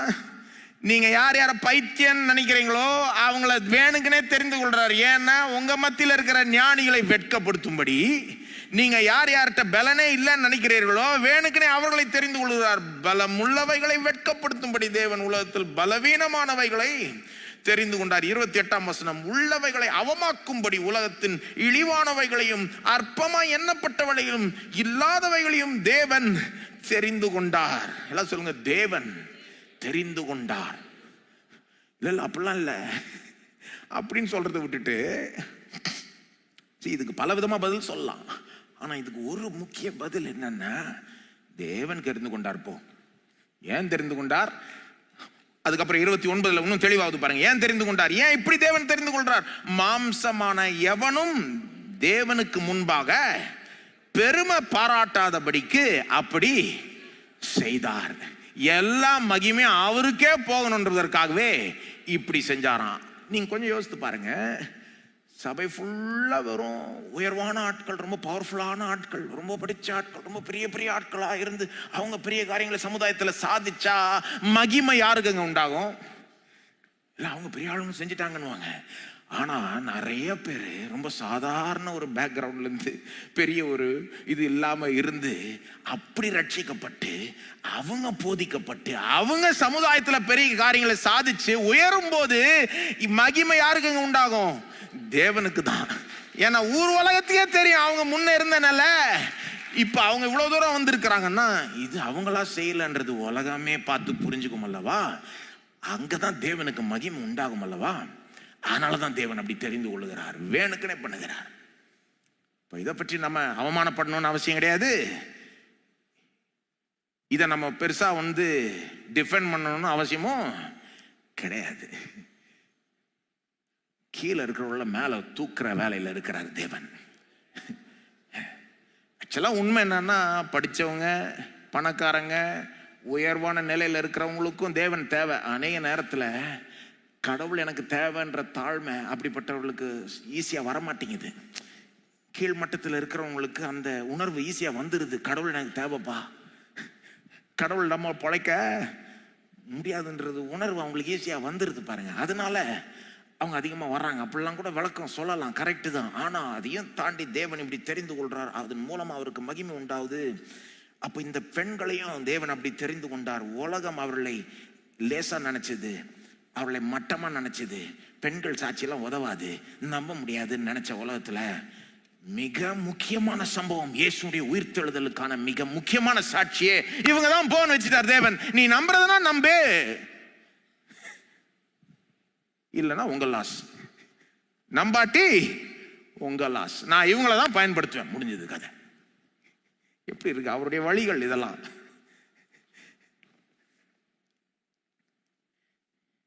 இது எல்லாருக்கும் பிடிக்காது, அவருடைய வழிகள் எல்லாருக்கும் பிடிக்காது. ஏன்னா சில நேரம் கொஞ்சம் மேல் நிலையில் இருக்கிறவர்கள் இங்க கீழிருந்து உயர்றதை பார்க்குறப்போ, இன்னொருத்தர் கீழ் நிலையிலிருந்து உயர்றதை பார்க்குறப்போ அவங்களுக்கு பிடிக்க மாட்டேங்குது.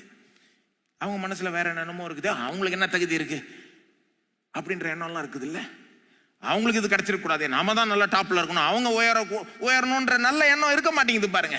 ஆனா கிறிஸ்தவத்தினுடைய கொள்கையே என்ன? நம்ம எல்லாருமே உயரலாமே, இயேசு எல்லாருக்காகவும் வந்தார், நம்ம எல்லாருமே நல்லா இருக்கலாமே, எல்லாருமே ஆசீர்வதிக்கப்பட்டிருக்கலாமே, நாம நல்லா இருக்கோம், இப்ப கீழே இருக்கிறவங்களும் மேல வரட்டோமேன்றதுதான் கிறிஸ்தவத்தினுடைய போதனை. ஆனா இது உலகத்தில் இருக்க நிறைய பேருக்கு இது பிடிக்காது. இது ஒன்றும் இல்லை, சில நேரம் கிறிஸ்தவத்துக்குள்ளேயே சிலருக்கு பிடிக்காது. கீழ்நிலையில் இருக்கிறவங்க உயரும் போது கிறிஸ்தவத்தில் இருக்கிறவங்களுக்கே சிலருக்கு பிடிக்காது. ஒன்றும் இல்லை, அந்த இயேசு சொன்னார்ல அந்த கதை, கெட்ட குமாரன் கதைன்னு சொல்லுவோம். அதில் அந்த கெட்ட குமாரன் தூரமாக கடவுள் தகப்பன்றது தூரமாக ஓடி போய் வாழ்க்கையை வீணாக்கிட்டு திரும்ப வரான்.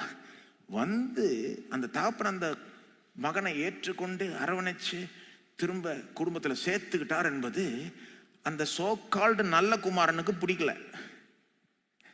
நல்ல குமாரன் சொல்றமே அவனுக்கு பிடிக்கல. அதுலயே தெரியுது அவர் நல்ல குமாரனே கிடையாதுன்னு. சந்தோஷப்பட்டிருக்க வேண்டாம், தொலைஞ்சு போன நம்ம சகோதரன் திரும்ப வந்துட்டானே, செத்துட்டான்னு நினைச்சோம் திரும்ப வந்துட்டானே, பரவாயில்லையே பொழைச்சிக்கிட்டானே, திரும்ப குடும்பத்துக்கு வந்துட்டானே, திரும்ப அவனுக்கு வாழ்வு கிடைச்சிருச்சேன்னு சந்தோஷப்படுறதை விட்டுட்டு அவனுக்கு என்ன தகுதி இருக்கு? இதெல்லாம் பெறத்துக்கு அவனுக்கு என்ன தகுதி இருக்கு? அவனை எப்படி நீர் இப்படி ஏற்றுக்கொள்ளலாம், இப்படி அரவணைக்கலாம், இப்படி அன்பு காட்டலாம், இப்படி அவனுக்கு ஒரு பார்ட்டியை வைக்கலாம், இப்படி அவனை கொண்டாடலாம்? கசப்பு, வெறுப்பு, பொறாமை, இன்செக்யூரிட்டி. நம்ம இப்போ டாப்ல இருக்கோம், அவன் மேல வந்துட்டான், அப்ப நமக்கு போட்டியா வந்துருவான். நல்ல குமாரனே கிடையாது, அவன் உள்ள சீரழிஞ்சு இப்படி கெட்டு போயிட்டு இருக்கான், அவனுக்கு தெரியல. உலகத்தில் நிறைய பேர் அந்த மாதிரி இருக்கிறாங்க. அவங்களுக்கு கடவுளுடைய இந்த வழிகள் பிடிக்காது. கடவுள் கீழே இருக்கிறவர்களை உயர்த்தும் போது அவங்களுக்கு முக்கியத்துவம் கொடுக்குறப்ப அவங்களுக்கு பிடிக்காது. ஆனா அந்த கதையில அந்த தகப்பன் என்ன சொல்றாரு? இயேசு சொல்ற கதையில தகப்பன் சொல்றாரு, அந்த சோக்கால் நல்ல குமாரனை பார்த்து என்ன சொல்றாரு? எப்பா, என்கிட்ட இருக்கிறது எல்லாமே உனக்கு தான்ப்பா சொந்தம், ஏன் கவலைப்படுற? நீனும் நல்லா இருந்துக்கலாம், அவனும் நல்லா இருந்துக்கலாம், அவனை நான் திரும்ப ஏற்றுக்கொண்டதுல என்ன தப்பு இருக்கு?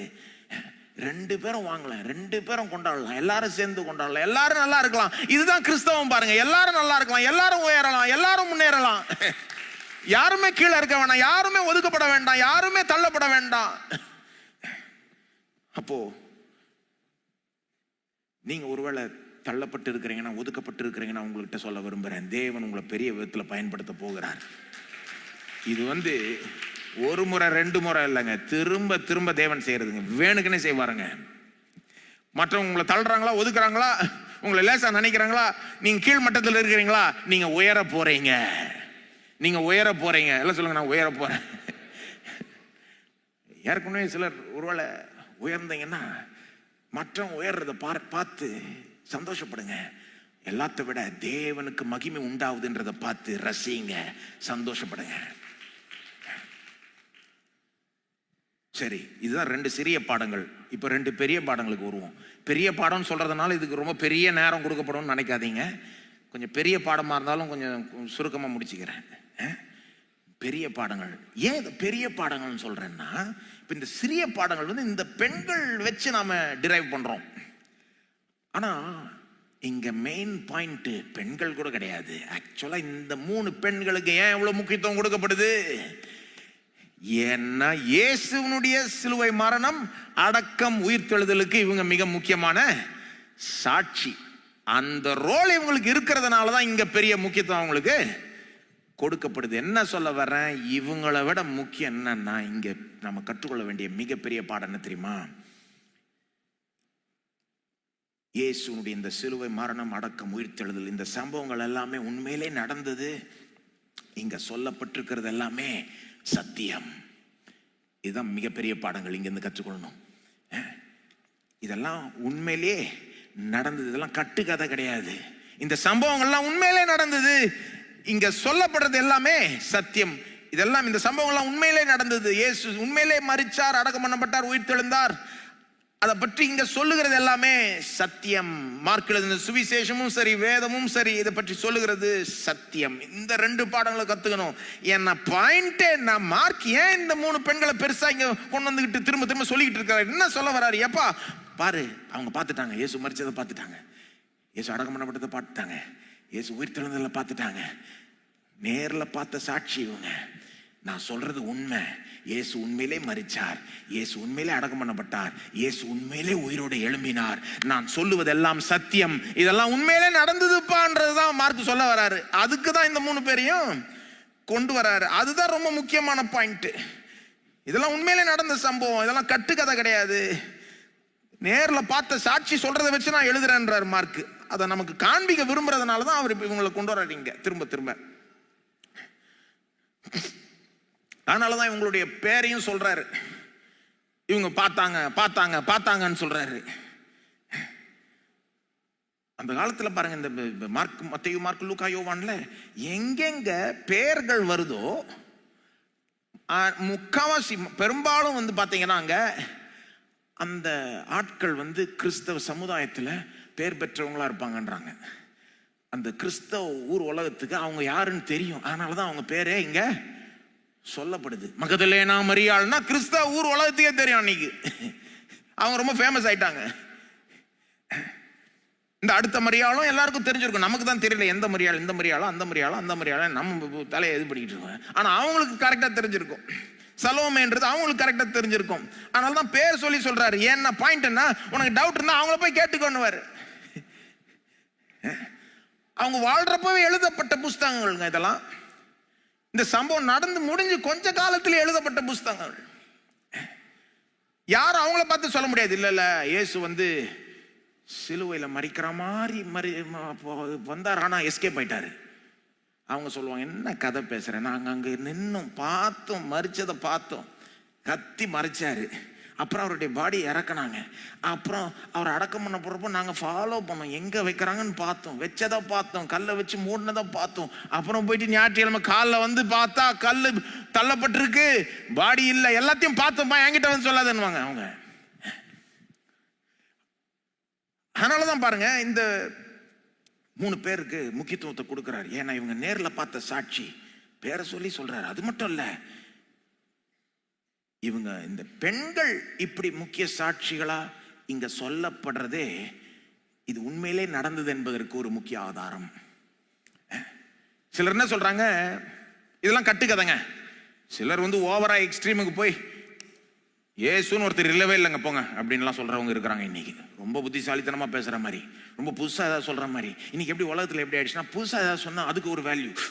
இப்படி ஏசுன்னு ஒருத்தர் இல்லையா? முட்டாள்தனத்துல பெரிய முட்டாள்தனம் அதுதான். எந்த சரித்திர வல்லுநரும் ஒத்துக்கவே மாட்டாங்க அதை. இயேசுன்னு ஒருத்தர் இருந்தார் என்பதற்கு ரோம சாம்ராஜ்யத்தின் அரசர்கள், பேரரசர்கள் இருந்ததை விட பெரிய பெரிய ஆதாரங்கள்லாம் உண்டு. அப்ப அப்போ முக்கால்வாசி பேர் கொஞ்சம் விஷயம் தெரிஞ்ச ஆளுங்க அப்படி சொல்ல மாட்டாங்க. இயேசுன்னு ஒருத்தர் இல்லைன்னு சொல்ல மாட்டாங்க. விஷயம் தெரிஞ்ச ஆளுங்க எப்படி சொல்லுவாங்க? சரிங்க, இயேசு இருந்தாருங்க, அதுக்கு ஆதாரம் இருக்கு.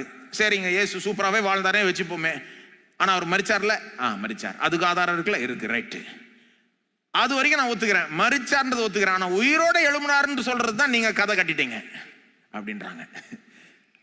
உங்க கிறிஸ்தவ கூட்டம் 2000 வருஷம் முன்னால ஒரு கதையை கட்டி அவர் உயிரோட எழும்பின மாதிரி அப்படியே இந்த மதத்தை பரப்பி விட்டாங்க.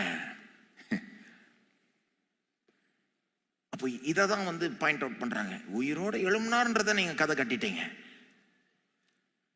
ஆனா அந்த காலத்துல இவர் உயிரோட எழும்பின மாதிரி ஒருத்தர் கதை கட்டணும்னா எப்படி கட்டியிருப்பாங்க? நிச்சயமா இப்படி வந்திருக்காது. மத்தேயு, மார்க்கு, லூக்கா, யோவான்ல வர மாதிரி பெண்கள் தான் முக்கிய சாட்சிகள், அவங்க தான் மூணுத்தையும் பார்த்தாங்க, அவங்க தான் காலியான கல்லறைக்கு ஃபர்ஸ்ட் போய் ஆஜரா நின்று பார்த்தது அப்படின்னு சொல்லவே மாட்டாங்க. சான்ஸே இல்லை. ஏன்னா அந்த உலகத்துல பெண்களுடைய சாட்சிக்கு மதிப்பில்லை.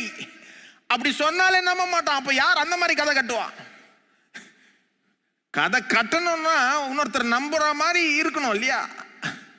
இது உண்மையிலே நடந்ததுன்னு மற்றவங்களை நம்ப வைக்கணும், நடக்காது நடந்ததுன்னு நம்ப வைக்கணும்னா எப்படி கதை கட்டியிருப்பாங்க? ஒன்றும் இல்லை, ஸ்பெஷலிஸ்ட்டை கூப்பிட்டு இருந்தப்பா அவன் சொல்லியிருப்பான், எப்பா உண்மையிலே பெண்கள் பார்த்தா கூட மாத்திரத, நீ பெண்கள் தான் முதல்ல பார்த்தாங்கன்னு சொன்னதுனாலே நம்ப மாட்டான் சிலர், மாத்திர அவங்களுக்கு ஒதுக்கிடு வேண்டாம். ஆனால் இங்கே நீங்கள் வாசித்து பாருங்க, மத்தேயு, மார்க்கு, லூக்கா, யோவான், பெண்கள் தான் மூணுத்தையும் பார்த்தாங்க, பெண்கள் தான் முதல்ல பார்த்தாங்க, பெண்களுடைய சாட்சியை வச்சு தான் இந்த சீஷர்களே போய் அடுத்தது பார்த்தாங்க, இவங்க தான் முக்கிய சாட்சிகள்னு வருது. ஏன்? இதுக்கு ஒரே ஒரு விளக்கம் தான் இருக்கு.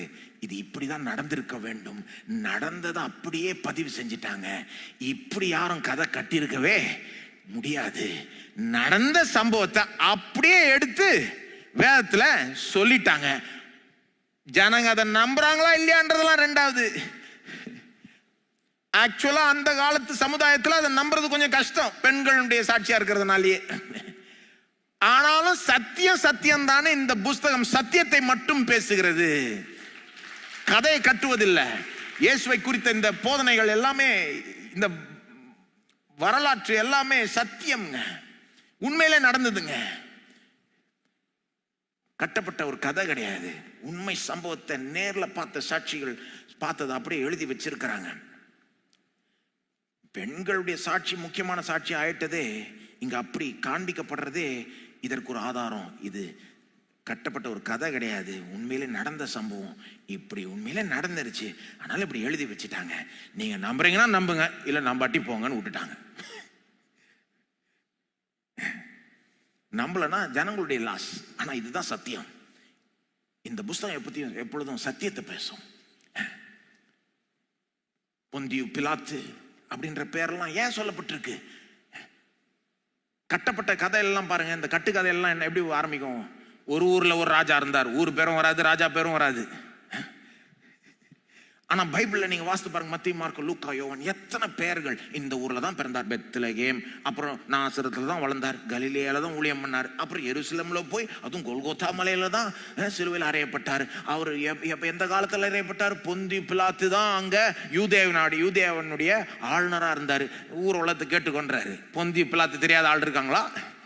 எல்லாருக்கும் தெரியும், அவர் தான் கவர்னர். அவர் இருக்கிறப்போதான் இது நடந்தது. சரித்திரத்தில் உண்மையிலே நடந்த ஒரு சம்பவம். அதுதான் மார்க் சொல்ல வர்றாரு. அதனால தான் பெண்களுக்கு முக்கியத்துவம். பாரு, இவங்க பார்த்தாங்க, இதை நம்ப, இது உண்மையிலே நடந்ததுன்னு சொல்ல வர்றாரு. இது ஏன் முக்கியம்? ஏன் இதை நான் பெருசா எடுத்து பேசிக்கிட்டு இருக்கேன்? ஏன்னா இது கிறிஸ்தவத்தினுடைய ஒரு தனித்தன்மை. என்ன பாத்தீங்கன்னா,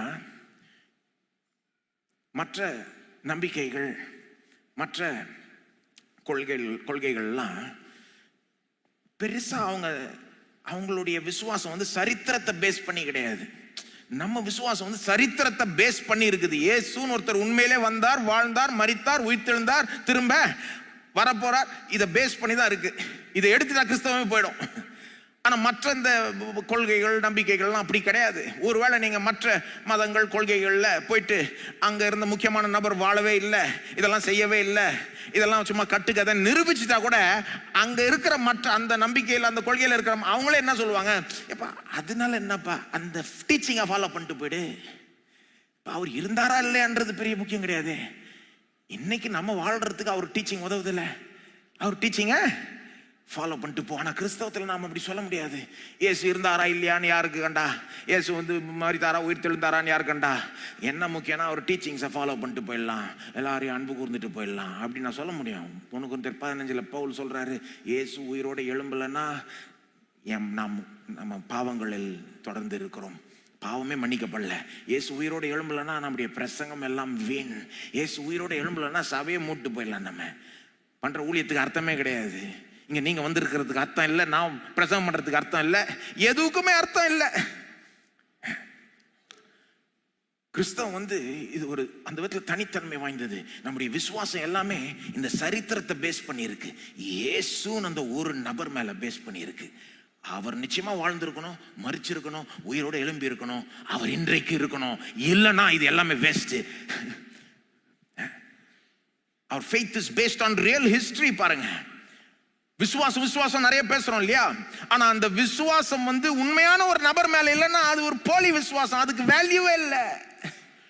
பாருங்க, நல்லா விசுவாசிக்கணும், தொடர்ந்து விசுவாசிக்கணும், அதிகமா விசுவாசிக்கணும், விசுவாசத்துல வளரணும் அப்படிலாம் பேசுறோம் இல்லையா. இயேசுன்னு ஒருத்தர் உண்மையிலே வாழலன்னா, மரிக்கலன்னா, உயிரோட எழும்பலன்னா இதெல்லாம் வேஸ்ட்டுங்க, தூக்கி எறிஞ்சிடலாம் இந்த விசுவாசத்தெல்லாம். It is the object of our faith that is most important. Only then the strength of our faith will begin to matter. நாம விசுவாசிக்கிற நபர் உண்மையா இருந்தாதான் நாம விசுவாச அளவு முக்கியமாய் ஆகிவிடுகிறது. அப்போ இயேசுன்னு ஒருத்தர் இல்லைன்னா நாம் வந்து தலையில நின்று விசுவாசிக்கலாம், அதனால ஒரு பிரயோஜனமும் கிடையாது. ஆனா இயேசுன்னு ஒருத்தர் உண்மையிலே வந்தார்னா, அவர் உண்மையிலே தேவகுமாரன் என்றால், அவர் வானத்திலிருந்து பூமி வரைக்கும் வந்து யாரும் வாழாத அளவுக்கு பர்ஃபெக்டா வாழ்ந்து, பாவம் இல்லாத ஒரு வாழ்க்கையை வாழ்ந்து, அவர் தேவகுமாரன் என்பதை நிரூபித்து, அதற்கப்புறம் போய் கல்வாரி சிலுவையில நமக்காக பாடுபட்டு மரிச்சார்னா, 3ஆம் நாள் உயிரோடு எழும்பினார்னா, இன்றைக்கு உயிரோடு இருந்து சகலத்தை ஆளுகிறவராய் இருப்பது உண்மையானால், ஒரு நாள் திரும்ப இந்த பூமிக்கு வரப்போறது உண்மையானால், அப்போ வந்து நம்ம எவ்வளவு வேணா விசுவாசிக்கலாம், அதுக்கு வேல்யூ இருக்கு. விசுவாசிக்க அது அதிக வேல்யூ இருக்கு.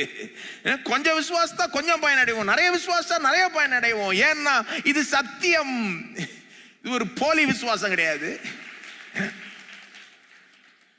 அப்ப இதெல்லாம் ஏன் சொல்றேன், மார்க்கினுடைய பாயிண்ட் என்னன்னா, அங்க நல்ல கவனிங்க, மார்க்கினுடைய பாயிண்ட் என்னன்னா, எப்பா இது உண்மையிலே நடந்ததுப்பா, நடந்ததை தான் சொல்றேன், இதை நம்புங்கப்பான்னு சொல்ல வர்றாரு.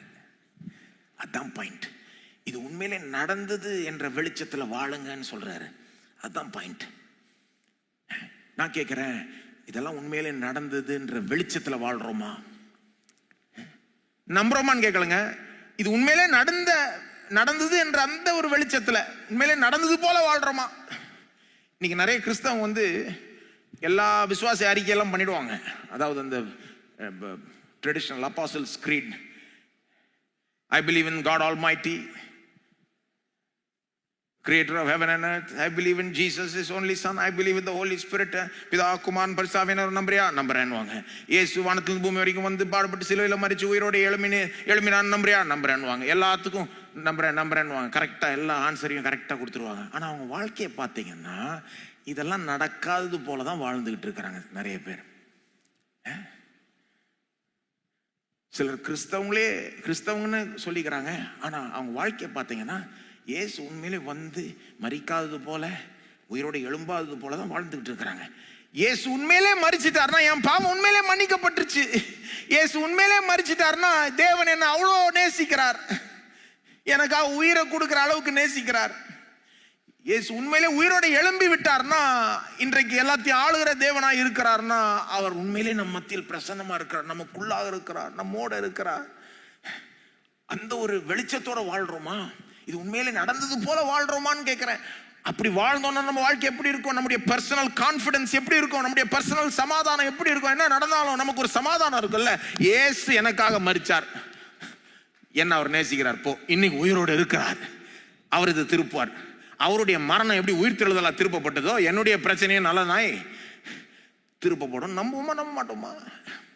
நம்முடைய ஒரு பர்சனல் நமக்குள்ளாக ஒரு சமாதானம், ஒரு தைரியம், ஒரு விதமான ஒரு துணிச்சல் கூட சொல்லலாம்.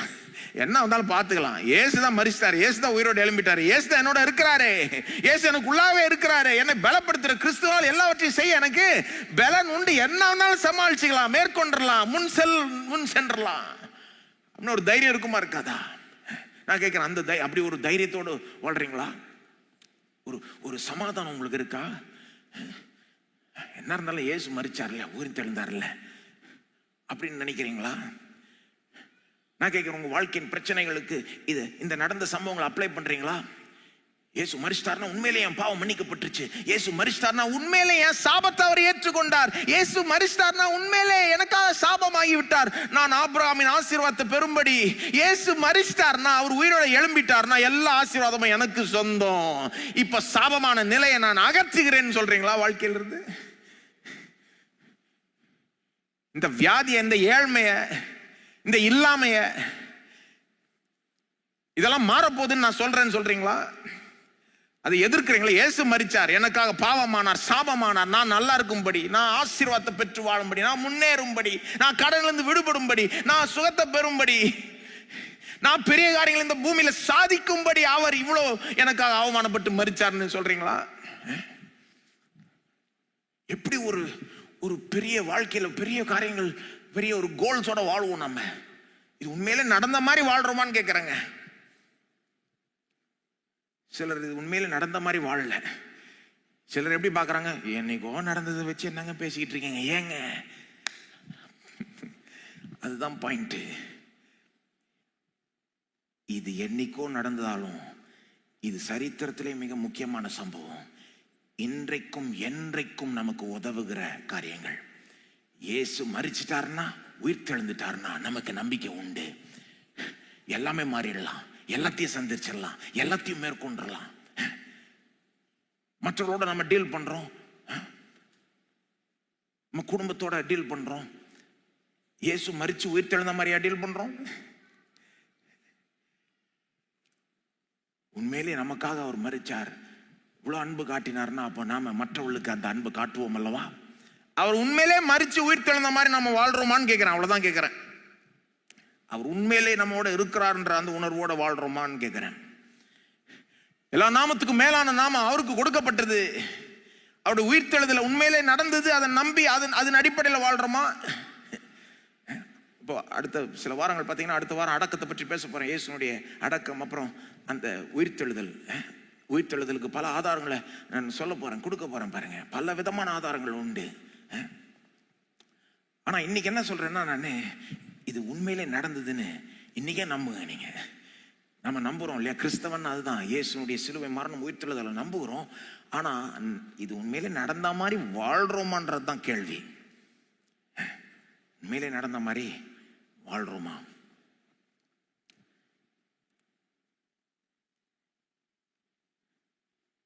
உண்மையிலே நடந்த மாதிரி வாழ்றோம்னா நாளைக்கு வேலைக்கு போற விதமே வேற மாதிரி இருக்கும். இயேசு என்னோட இருக்கிறார், எல்லாத்தையுமே நன்மையை திருப்புவார். எல்லாத்துக்கும் ஒரு நோக்கம் இருக்கு. ஒருவேளை சில பாடுகள், சில கஷ்டங்கள், எல்லாத்துக்குமே நோக்கம் இருக்கு. எல்லாத்தையுமே அவர் நன்மையா திருப்புவார். எதுவும் வீணா போகாது. என் வாழ்க்கையில எதுவுமே வீணா போகாது. அவர் எல்லாத்தையும் அந்த அளவுக்கு சூப்பர்வைஸ் பண்றாரு தேவன். எதுவுமே அவர் கைவிட்டு போல. என் கைவிட்டு போயிருக்கலாம், அவர் கைவிட்டு போல. என்ன அவ்வளவு உயிரா நேசிக்கிறார். இப்படின்ற உணர்வோட வேலைக்கு போனா எப்படி இருக்கும்? குடும்பத்தை நடத்தினா எப்படி இருக்கும்? பிரச்சனைகளை சந்தித்தா எப்படி இருக்கும்? அப்ளை பண்ணணும் வாழ்க்கையில். இதை நம்ம எடுத்து பிரச்சனை வரும்போது அவருடைய நாமத்தை தைரியமா உச்சரிக்கணும். இயேசுவின் நாமத்தில் போன்னு சொல்லணும். ஏன்னா அவர் சகலத்தையும் ஆளுகிறவர். அவருடைய நாமம் எல்லாத்துக்கும் மேலான நாமம்.